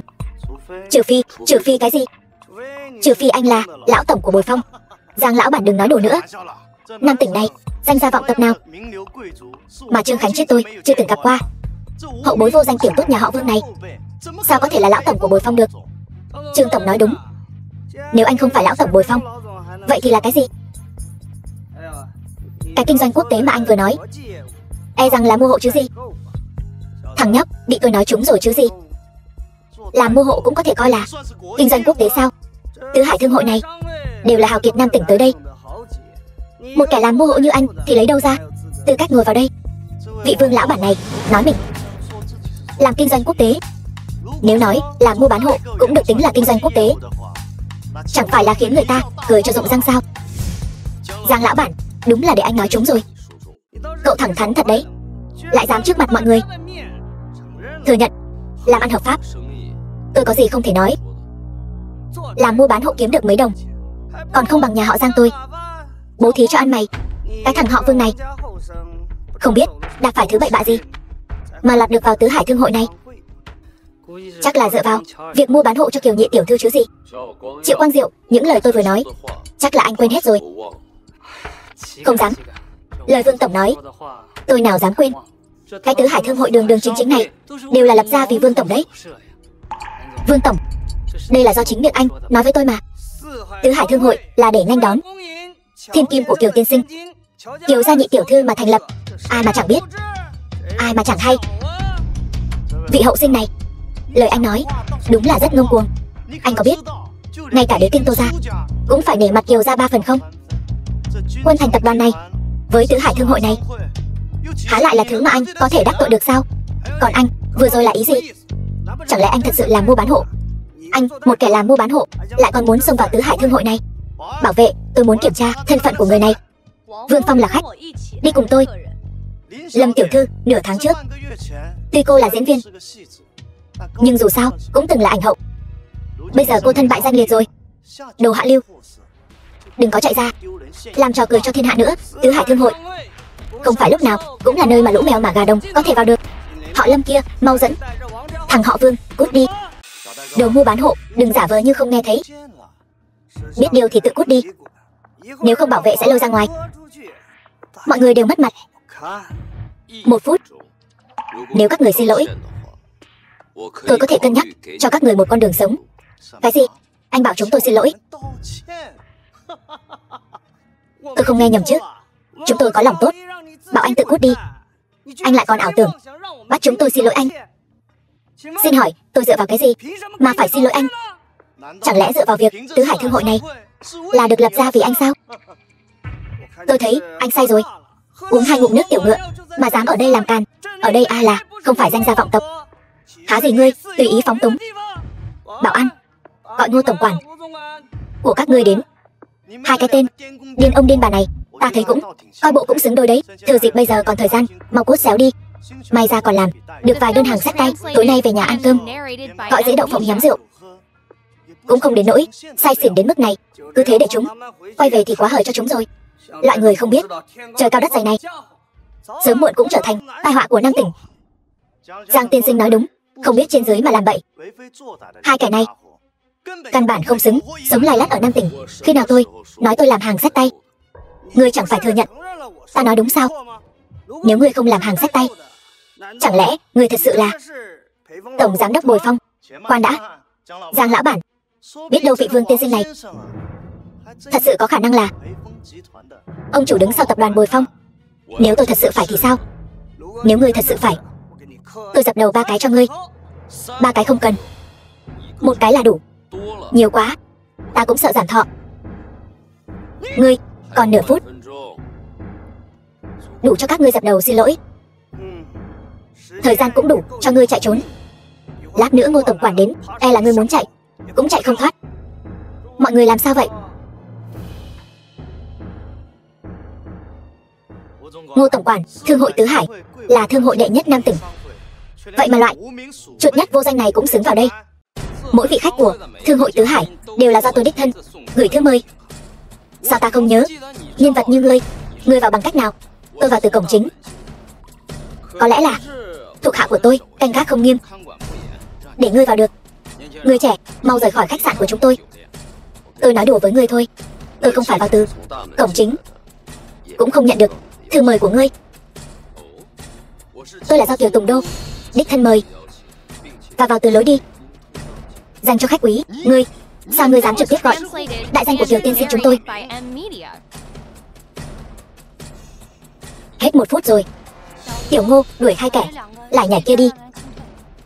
Sở, còn ngây ra đó làm gì? Ra tay đi. Ngô tổng quản, Sao phải khách sáo vậy? Gọi người lôi chúng xuống dưới là được rồi. Hai kẻ cuồng vọng vô tri. Tôi vừa nãy có lòng tốt, bảo các người cút ngay. Cứ phải đợi Ngô tổng quản đích thân đến, đuổi các người ra ngoài. Nói đủ chưa? Ngươi là ai? Dựa vào đâu mà nói chuyện với ta? Trông cũng có chút nhan sắc. Biết điều thì ta khuyên ngươi mau xin lỗi Giang tổng. Nếu Giang tổng vui, có khi còn tha cho ngươi một mạng. Nếu không thì nói đủ rồi thì cút nhanh đi. Còn ngây ra đó làm gì? Ra tay. Ngươi đang nói đùa gì vậy? Ta chính là gia chủ Giang gia ở Nam tỉnh. Ngươi dám bảo ta cút? Ngô tổng quản, ông bảo chúng tôi cút. Ngươi lại vì mấy con tép diêu này mà bảo chúng tôi cút? Trương gia chúng tôi dù sao cũng là danh gia vọng tộc ở Nam tỉnh. Giang tiên sinh lại là thương gia lừng lẫy, hàng chục năm trên thương trường. Từ bao giờ chúng tôi phải chịu nhục nhã như vậy? Alo. Cái gì? Quỹ tín thác Giang thị bị đánh thủng? Sao có thể? Chưa được 1 phút mà. Người rốt cuộc là ai? Tôi đã nói tôi là ông chủ của Bồi Phong tập đoàn. Các người không tin? Không. Cho dù ngươi nói thật, ngươi thật sự là ông chủ của Bồi Phong, nhưng với cơ nghiệp trăm năm của Giang thị gia tộc tôi, quỹ tín thác không lý nào lại bị đánh thủng trong vòng 1 phút. Thân phận của ngươi tuyệt đối không đơn giản như vậy. Ngươi cũng khá thông minh đấy, nhưng ngươi đã hiểu ra quá muộn. 1 phút đã qua, bây giờ cầu xin đã quá muộn rồi. Cút về chuẩn bị tự triệt đường sống đi. Vương tiên sinh, chúng tôi có mắt như mù. Gây ra đại họa này, xin hãy cho tôi một cơ hội làm trâu làm ngựa cho ngài, tha cho tôi một con đường sống.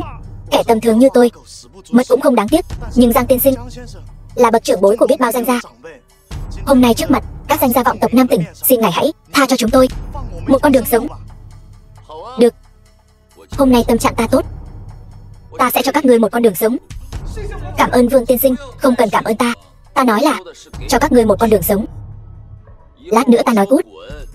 Ai trong các ngươi cút nhanh nhất, người đó sẽ có được con đường sống này. Còn kẻ cút chậm sẽ bị loan báo khắp Nam tỉnh và bị tuyệt đường sống. Đừng ngây ra đó nữa. Cút. Khánh Chiết, đợi ta với. Ta là trưởng bối mà, tha cho ta một con đường sống. Lão già đáng ghét này, tao cho mày đường sống, ta phải làm sao? Đi đi, sống mấy chục năm rồi, đủ vốn rồi.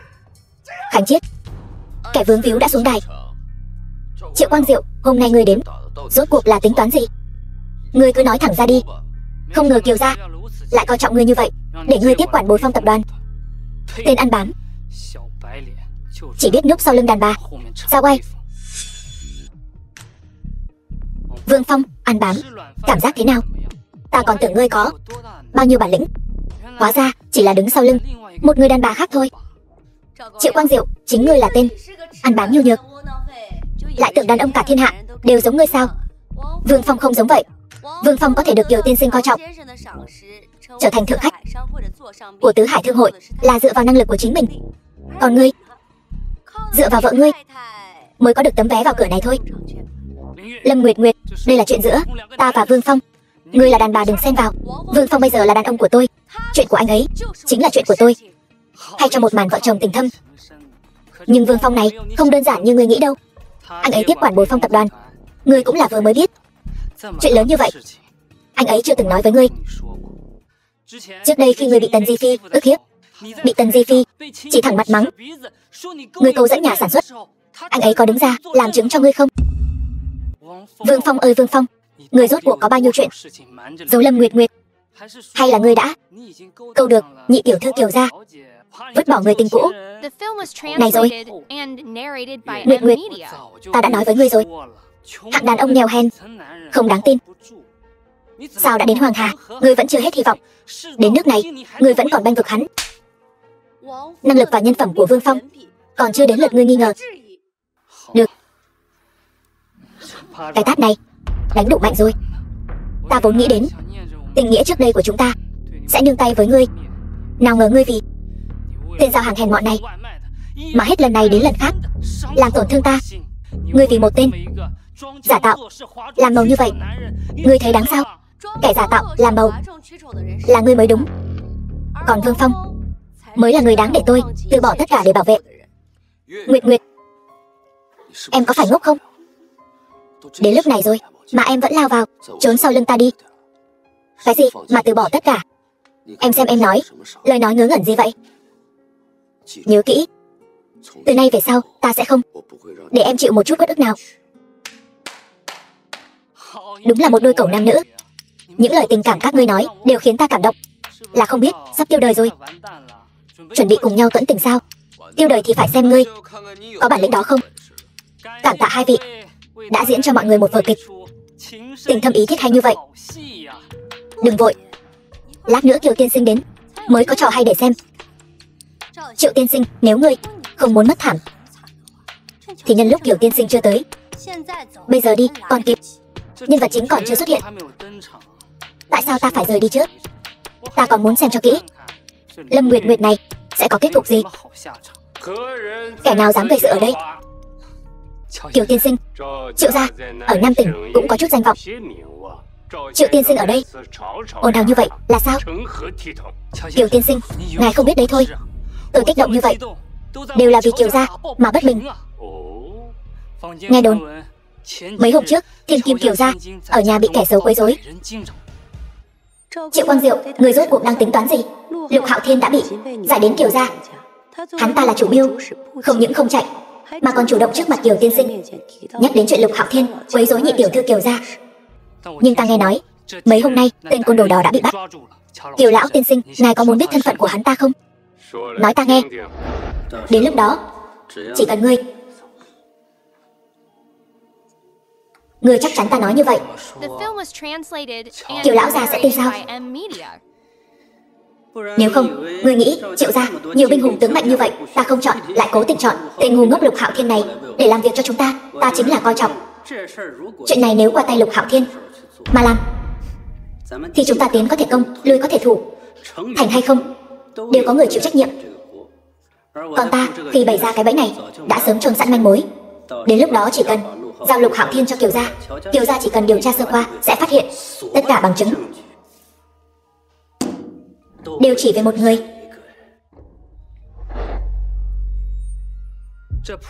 Người thường không có cơ hội, cũng không có gan đến gần Kiều gia. Cho nên chuyện này phía sau chắc chắn có người ủng hộ. Tên côn đồ đó chính là một trong những người đang ngồi đây, là tay sai đắc lực của hắn ta, thân tín nhiều năm. Lâm Nguyệt Nguyệt, người sai khiến Lục Hạo Thiên quấy rối Kiều gia, người giải thích đi. Họ Triệu, người bớt ở đây ngậm máu phun người. Ta chưa bao giờ sai khiến Lục Hạo Thiên làm chuyện đê tiện như vậy. Nếu không phải có người đứng sau giật dây thì Lục Hạo Thiên, một tên vệ sĩ nho nhỏ, sao dám quấy rối Kiều gia? Nếu có người sai khiến thì đó cũng là người khác. Ai vậy? Ngươi đừng có ngậm máu phun người. Mọi việc đều phải có bằng chứng. Không phải ngươi, một Lâm Nguyệt Nguyệt hay là cái tên Lục Hạo Thiên kia, nói là ai thì là người đó. Triệu Quang Diệu tự tin như vậy, dám đối chất trước mặt Kiều tiên sinh, e rằng đã sớm làm giả bằng chứng nhắm vào ta rồi. Bây giờ bằng chứng nhắm vào Triệu Quang Diệu chỉ có lời khai của Lục Hạo Thiên. Nhưng sau hôm nay Lục Hạo Thiên đứng ra chỉ đích danh Triệu Quang Diệu, trong mắt người ngoài quả thực giống như bị ta sai khiến vu oan giá họa cho họ Triệu. Triệu Quang Diệu, chiêu này của ngươi thật là thâm độc. Làm sao bây giờ? Ta bây giờ phải làm sao?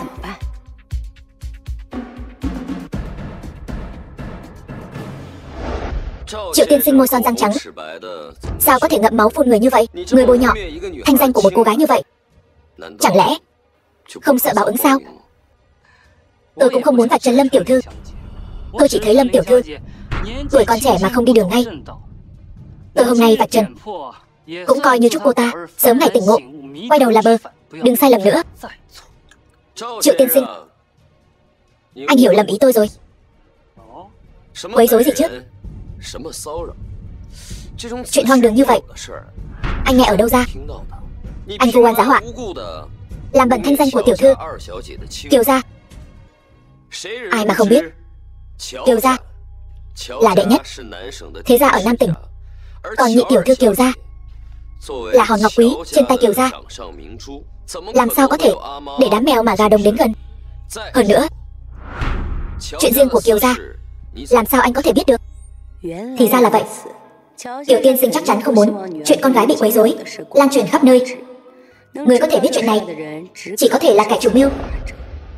Hơn nữa, chuyện này bị Kiều tiên sinh giấu kín như bưng. Vậy mà Triệu Quang Diệu lại vạch chân ở Tứ Hải Thương hội. Với tính cách sấm rền giáo huấn của Kiều tiên sinh, chắc chắn sẽ không tha cho Triệu Quang Diệu. Họ Triệu, khôn lỏi lại bị khôn lỏi hại đời rồi. Ngô Cường, Kiều tiên sinh, mời ngài phân phó. Hậu sinh nhà họ Triệu ở Tứ Hải Thương hội của ta lớn tiếng ồn ào, khắp nơi tuyên truyền chuyện không đúng sự thật, lập tức đuổi ra khỏi Tứ Hải Thương hội, chiếu cáo Nam tỉnh, triệt đường sống. Biết rồi, Kiều tiên sinh, người tin ta. Ta đều bị luật sư của ta lừa gạt. Không, chuyện này là vợ ta xúi giục, là cô ấy xúi giục ta. Kiều tiên sinh, Triệu phu nhân, đây chính là người chồng tốt, người năm xưa con chọn đó. Kiều thúc thúc, ta đã nói rồi, người này tâm thuật bất chính, khuyên con sớm ngày rời xa hắn. Hôm nay quả nhiên rước họa vào thân. Vợ, sao em lại tới đây? Nếu không phải Vương Phong hôm nay gọi ta tới đây, ta cũng không biết sau lưng ta anh lại là người như vậy, mồm mép toàn lời dối trá, tùy ý vọng vi, vong ân phụ nghĩa. Vợ, Triệu Quang Diệu, ngươi và vợ ngươi phu thê nhiều năm, đánh gãy xương còn liền gân. Ngươi một khi xảy ra chuyện, vợ ngươi thế tất sẽ dốc hết sức lực bảo vệ ngươi chu toàn. Không ngờ ngươi là kẻ vong ân bội nghĩa như thế, chỉ muốn phủi sạch trách nhiệm.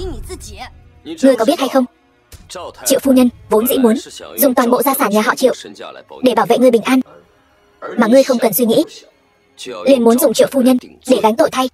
Hôm nay ngươi đã gây ra đại họa, ngươi chỉ còn một con đường sống, lại bị chính tay ngươi chém đứt.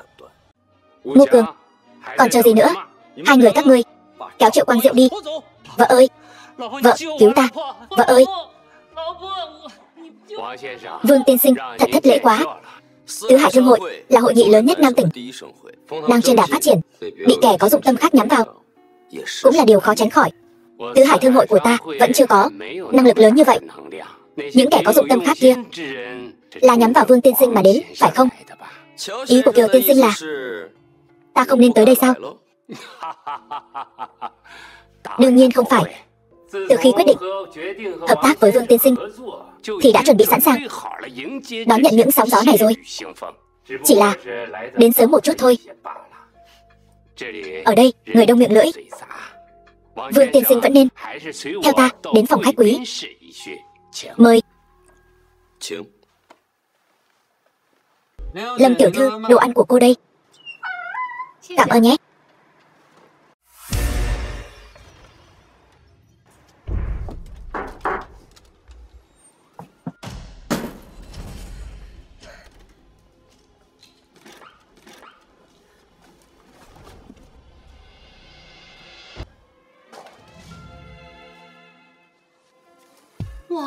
Vương Phong, anh làm em hết hồn. Anh có mang quà cho em nè. Đẹp thật đấy. Tiếc là chỉ có một bông. Dĩ nhiên không chỉ một bông. Đi theo anh.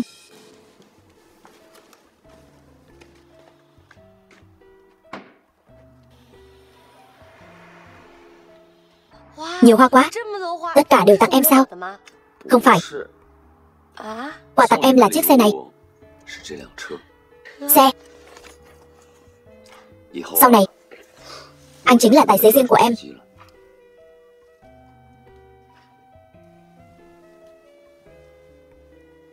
Nguyệt Nguyệt.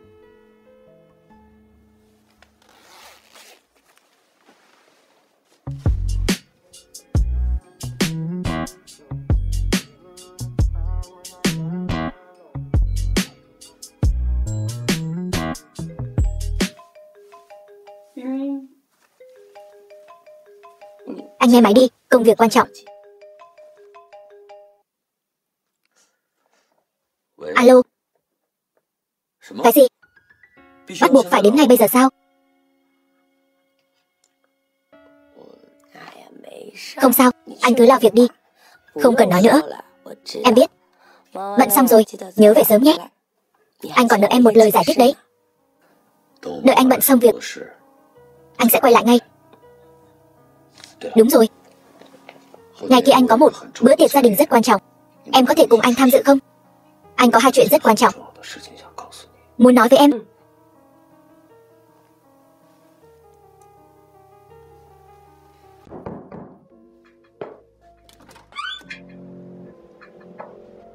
Xin chào, cho hỏi ngươi là...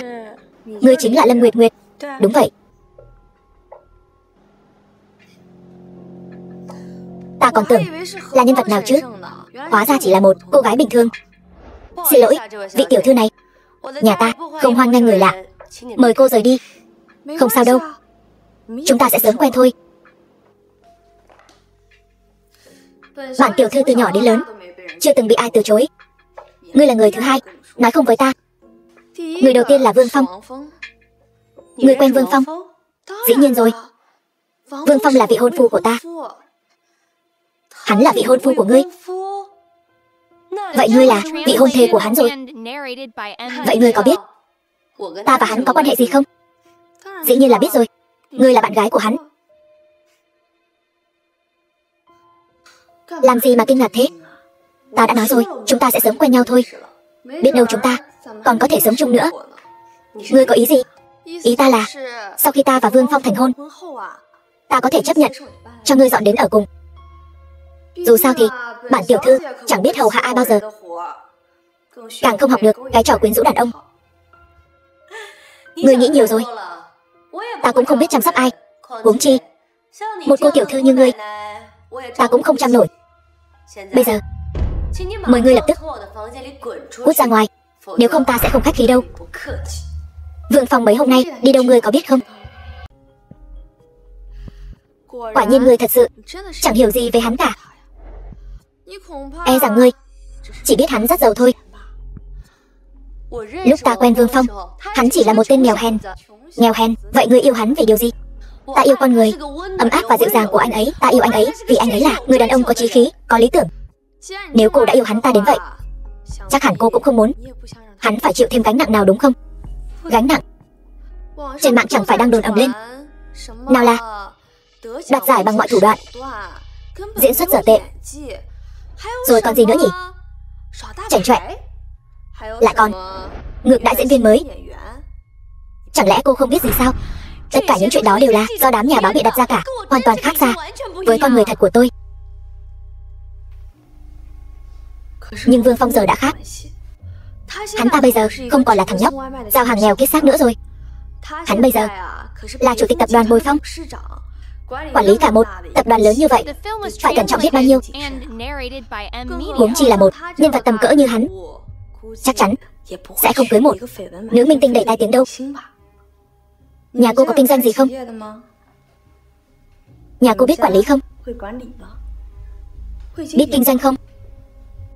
Biết cách giúp Vương Phong tiến xa hơn không? Không hề. Cô có biết vì sao Vương Phong không bao giờ nói gì với cô không? Bởi vì cô căn bản chẳng hiểu gì cả. Còn tôi thì khác. Kiều gia chúng tôi tuy không hiển hách bằng nhà Vương Phong, nhưng cũng là một gia tộc danh giá. Chúng tôi đã có hôn ước từ trước, và cha mẹ hai bên đều rất ủng hộ. Không giống như loại tự ý quyết định hôn nhân như cô. Cô bớt nói vài câu đi. Được voi đòi tiên sao? Cô đừng có vanh váo với tôi. Vậy cô xem thử màn kịch nàng dâu nhỏ bị oan ức tủi thân vừa rồi của tôi diễn thế nào? Cô cái gì? Cô chẳng phải là nhị tiểu thư Kiều gia, Kiều Vũ Manh đó sao? Chịu chút ấm ức đã không chịu được rồi. Vừa rồi ai nói là muốn giúp sự nghiệp của Vương Phong tiến xa hơn đây? Này cô em, tôi nói cho cô biết, thứ rẻ mạt nhất trên đời này chính là nước mắt. Bởi vì nước mắt chỉ có tác dụng với người thật sự quan tâm đến cô thôi. Mà thứ nhiều nhất trên đời này chính là xài lang hổ báo. Chỉ cần cô hơi tỏ ra chút sợ hãi, bọn chúng sẽ coi cô là mục tiêu săn đuổi tiếp theo đấy. Cô không phải nói là cô rất hiểu Vương Phong sao? Vậy cô có biết hắn ta đã sống sót trong cuộc đấu tranh? Nước mắt là thứ rẻ mạt nhất. Ngươi có biết hắn ta làm thế nào trong khoảng thời gian ngắn ngủi này lại tiếp quản toàn bộ Bồi Phong không? Và đưa Bồi Phong hướng tới một thời kỳ huy hoàng mới. Bởi vì ta cũng giống anh ấy, chúng tôi đều từ dưới đáy xã hội mà lên. Chúng tôi sẽ không để lộ điểm yếu của mình cho kẻ địch dù chỉ một chút. Dù răng bị đánh rụng cũng chỉ nuốt vào bụng. Còn ngươi như ngươi, từ nhỏ đã có tất cả, chịu chút ấm ức liền về nhà tìm cha mà khóc, chắc chắn sẽ không bao giờ hiểu được sự tàn khốc của xã hội này. Còn ngươi, căn bản là không hiểu Vương Phong. Ngươi nói bậy, ta rất hiểu hắn. Ngươi hiểu hắn. Ngươi biết hắn thích ăn gì không? Ngươi có biết từ nhỏ đến lớn nỗi khổ lớn nhất của hắn chính là mất cha mẹ từ sớm không? Ngươi từng gặp người nhà hắn chưa? Quả nhiên, ngươi vẫn chưa đủ hiểu về gia thế của hắn. Ngươi có ý gì? Cha của Vương Phong vẫn luôn rất khỏe mạnh, năm ngoái mới qua đời. Ngươi nói gì? Ngươi từng nghe nói về gia tộc Tô Thị chưa? Gia tộc Tô Thị là tài phiệt lớn nhất toàn cầu. Tập đoàn Bồi Phong dưới trướng cũng chỉ là một phần nhỏ của Tô Thị. 1 năm trước, người đứng đầu đời trước của Tô Thị vừa mới qua đời, không để lại người nối dõi. Ngay lúc gia tộc Tô Thị như rồng mất đầu, chao đảo sắp sụp đổ, tòa nhà nghiêng đổ, Tô lão phu nhân mới tiết lộ một bí mật. Đó là Tô lão gia vẫn còn một người con trai đang sống. Người đó chính là Vương Phong. Họ để Vương Phong vào tập đoàn Bồi Phong chính là muốn xem năng lực của hắn. Nếu năng lực của hắn đã được các bậc trưởng lão công nhận, ngày kia hắn sẽ chính thức tiếp quản gia tộc Tô Thị và nhận tổ quy tông, đổi tên thành Tô Phong. Ngày kia, đúng vậy, chính là ngày kia. Hắn không phải nói là muốn nói cho người mấy bí mật sao?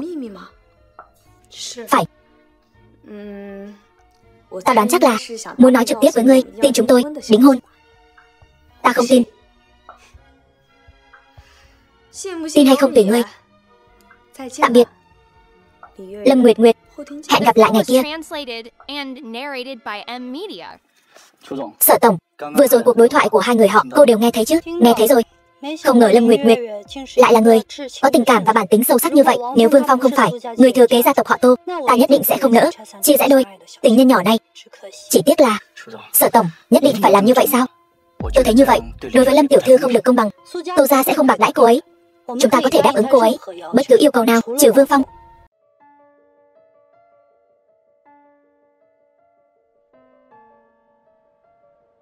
Hôm nay thịnh thế là để chúc mừng kế hoạch phục hưng của gia tộc Tô Thị. Những vị có mặt ở đây đều là trụ cột của Tô Thị. Và tôi, người kế nhiệm gia chủ Tô Thị, cũng đang ở giữa các vị. Cẩn Chi, nghe nói người kế nhiệm gia chủ trước đây lưu lạc khắp nơi, mấy tháng trước mới tìm được. Đúng vậy. Nghe nói tuổi còn trẻ, vốn tưởng không đảm đương nổi trọng trách, không ngờ lại tài trí hơn người. Tô gia cuối cùng cũng có người kế nhiệm rồi. Chúng ta có thể yên tâm rồi. Nào.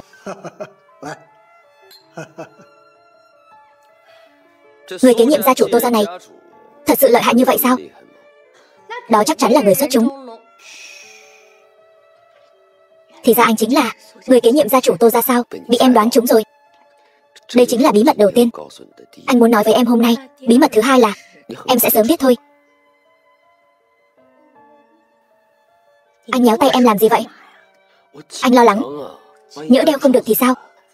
Đeo không được, đừng nói nữa, em sẽ biết ngay thôi. Kính mời các vị thân hữu giữ trật tự. Tiếp theo, chúng ta xin mời người kế nhiệm gia chủ Tô Thị Tô Phong.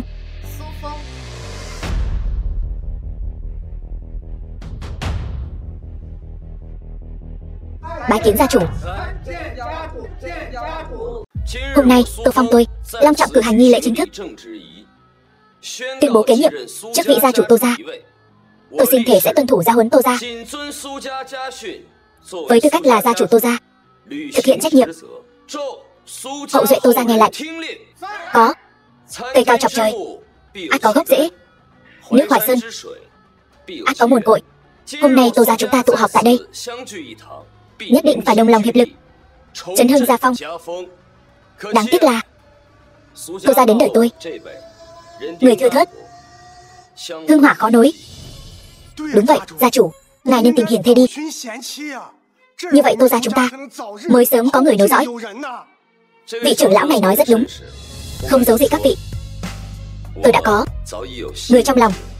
Tốt quá. Dám hỏi gia chủ là tiểu thư của thế gia nào? Phẩm hạnh ra sao? Dung mạo thế nào? Phẩm hạnh đoan trang, tài trí hơn người, dung mạo lại càng xuất chúng. Hay quá. Thật là trời xanh phù hộ Tô gia chúng ta. Film was translated Xứng đôi vừa lứa. and narrated by Gia chủ, Emilia. anh có thể dẫn vị cô nương đó cho chúng tôi được chiêm ngưỡng. Như vậy tôi mất mạng cũng không tiếc. Cô ấy hiện đang ở phía dưới. Cái gì? Ở dưới đây sao? Xin hỏi, vị cô nương phẩm hạnh đoan chính, tài trí hơn người, dung mạo phi phàm này có bằng lòng làm Tô phu nhân của ta, cùng ta quản lý cơ nghiệp trăm năm của Tô gia hay không? Cẩn Chi, sao ta thấy chiếc nhẫn này hơi quen mắt thế nhỉ? Đó chính là nhẫn rồng, đại diện cho quyền lực tối cao của Tô gia. Nhẫn rồng. Cái này, nhẫn rồng. Sao lại quen mắt thế này? Gia chủ lại dùng nhẫn rồng để cầu hôn. Chuyện này còn ra thể thống gì nữa? Hồ đồ, lại dám dùng nhẫn rồng cầu hôn. Gia chủ, người có biết nhẫn rồng này đại diện cho điều gì không? Gặp nhẫn rồng như gặp gia chủ. Người nắm giữ nhẫn rồng này có thể hiệu lệnh 24 tông thân của Tô gia, 35 môn phái và 12 tập đoàn. Đây chính là biểu tượng quyền lực tối cao của Tô gia. Ta tất nhiên là biết. Vậy mà người còn dùng nhẫn rồng để cầu hôn, người xem nó là trò đùa sao? Chính vì nó quý giá như vậy nên ta mới dùng nó để cầu hôn. Bởi vì trong lòng ta chỉ có nó mới xứng với người ta đem lòng yêu mến.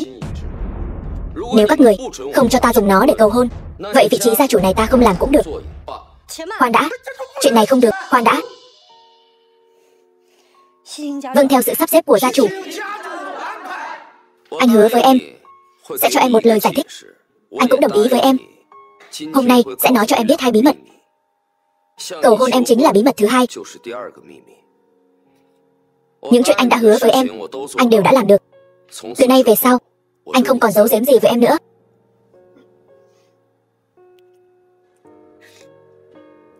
Em có đồng ý gả cho anh không? Em...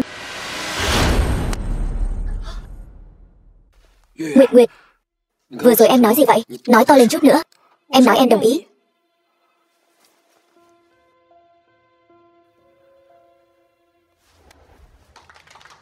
Sao lại là ngươi?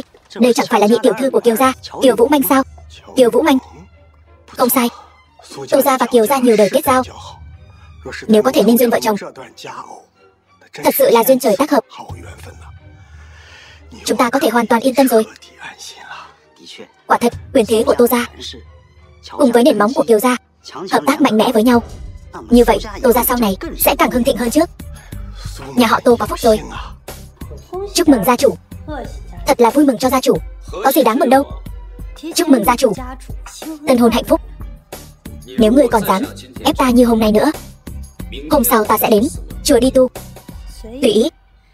Chỉ cần gia chủ vì Tô gia sinh một đứa con, dù gia chủ muốn làm mục sư hay đi tu, đều tùy ý. Vở kịch tráo đổi này, hôm nay là ngươi chuẩn bị cho ta phải không? Ngươi tốn không ít công sức rồi. Không có chi. Đây là điều tôi nên làm vì Tô gia.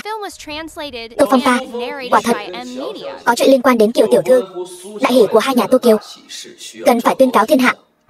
Hôm nay vốn là bữa tiệc của Tô gia, đặc biệt mời nhị tiểu thư Kiều gia đến đây. Chính bởi vì không bao lâu nữa nàng ấy cũng sẽ trở thành một phần của Tô gia. Ta đã lên kế hoạch cho việc này cũng được một thời gian rồi. Thôi thì cứ thế mà làm. Các vị có mặt ở đây cũng có thể làm chứng cho ta.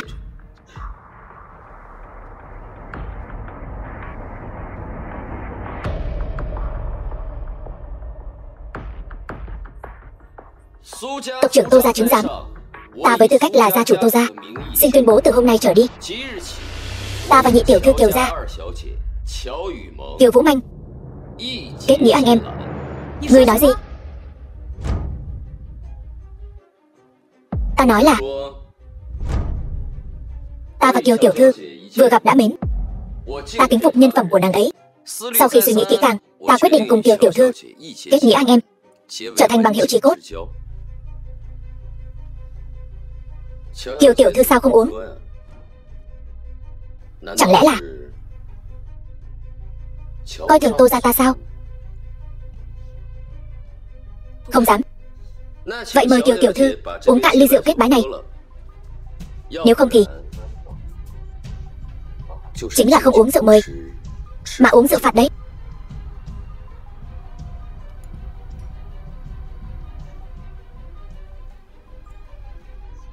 Tiểu muội muội thật là người sảng khoái. Ta còn có việc cần xử lý, xin phép đi trước.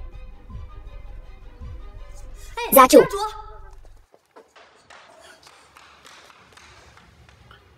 Ngươi đưa Nguyệt Nguyệt đi đâu rồi?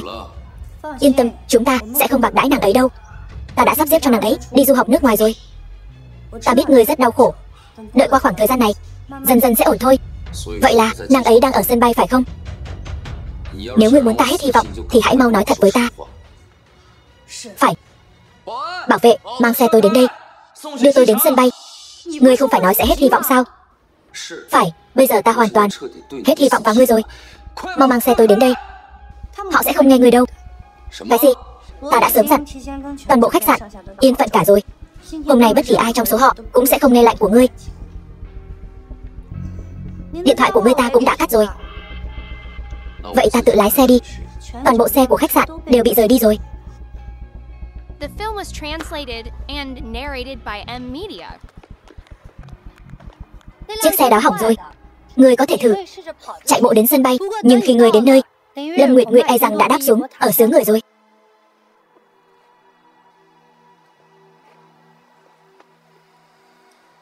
Hết hy vọng đi. Hôm nay ta đã thông báo cho tất cả doanh nghiệp ở Nam tỉnh không cho phép đi qua nơi này, cũng không cho phép cung cấp bất kỳ sự giúp đỡ nào cho ngươi. Nếu ai dám trái lệnh, coi như là kẻ địch của Tô gia. Ngươi rốt cuộc còn làm gì nữa? Ngươi cứ nói đi. Ta đã khóa sim điện thoại và tất cả thẻ ngân hàng của ngươi ở xứ người. 50 đồng trong túi cũng bị tôi lấy đi rồi. Dù thế nào đi nữa hôm nay tôi cũng không cho phép anh đuổi theo chuyến bay của Nguyệt Nguyệt. Lên xe. Bảo vệ, mau chóng chặn hắn lại.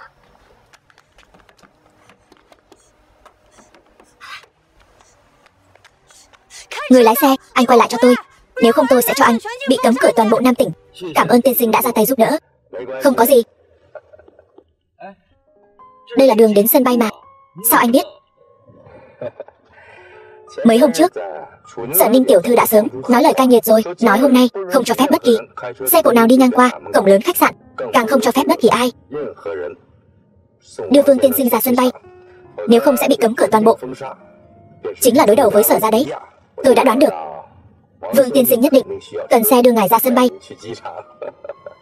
Vậy ngài biết rõ cái giá phải trả khi đối đầu với Tô gia. Sao anh còn giúp tôi? Vương tiên sinh đã từng có ơn với tôi. Khánh Sơn suốt đời khó quên. Khánh Sơn, Tiền Khánh Sơn, Tiền Khánh Sơn của Vạn Hoa chính là tôi. Ân tình của Vương tiên sinh đối với tôi, Khánh Sơn suốt đời khó quên. Được rồi, phía trước cũng sắp đến sân bay rồi. Nguyệt Nguyệt.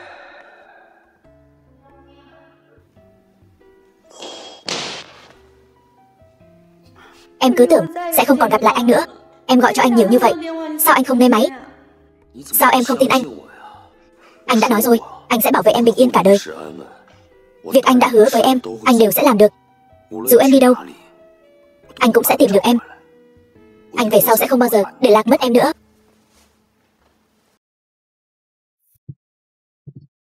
Em còn nợ anh một câu trả lời đấy. Em đồng ý. Em nguyện làm hậu phương vững chắc cho anh, làm bến đỗ bình yên cho anh, làm một sự tồn tại ấm áp trong cuộc đấu tranh tàn khốc của anh. Nhưng mà bên cạnh anh có quá nhiều người dòm ngó vị trí của anh.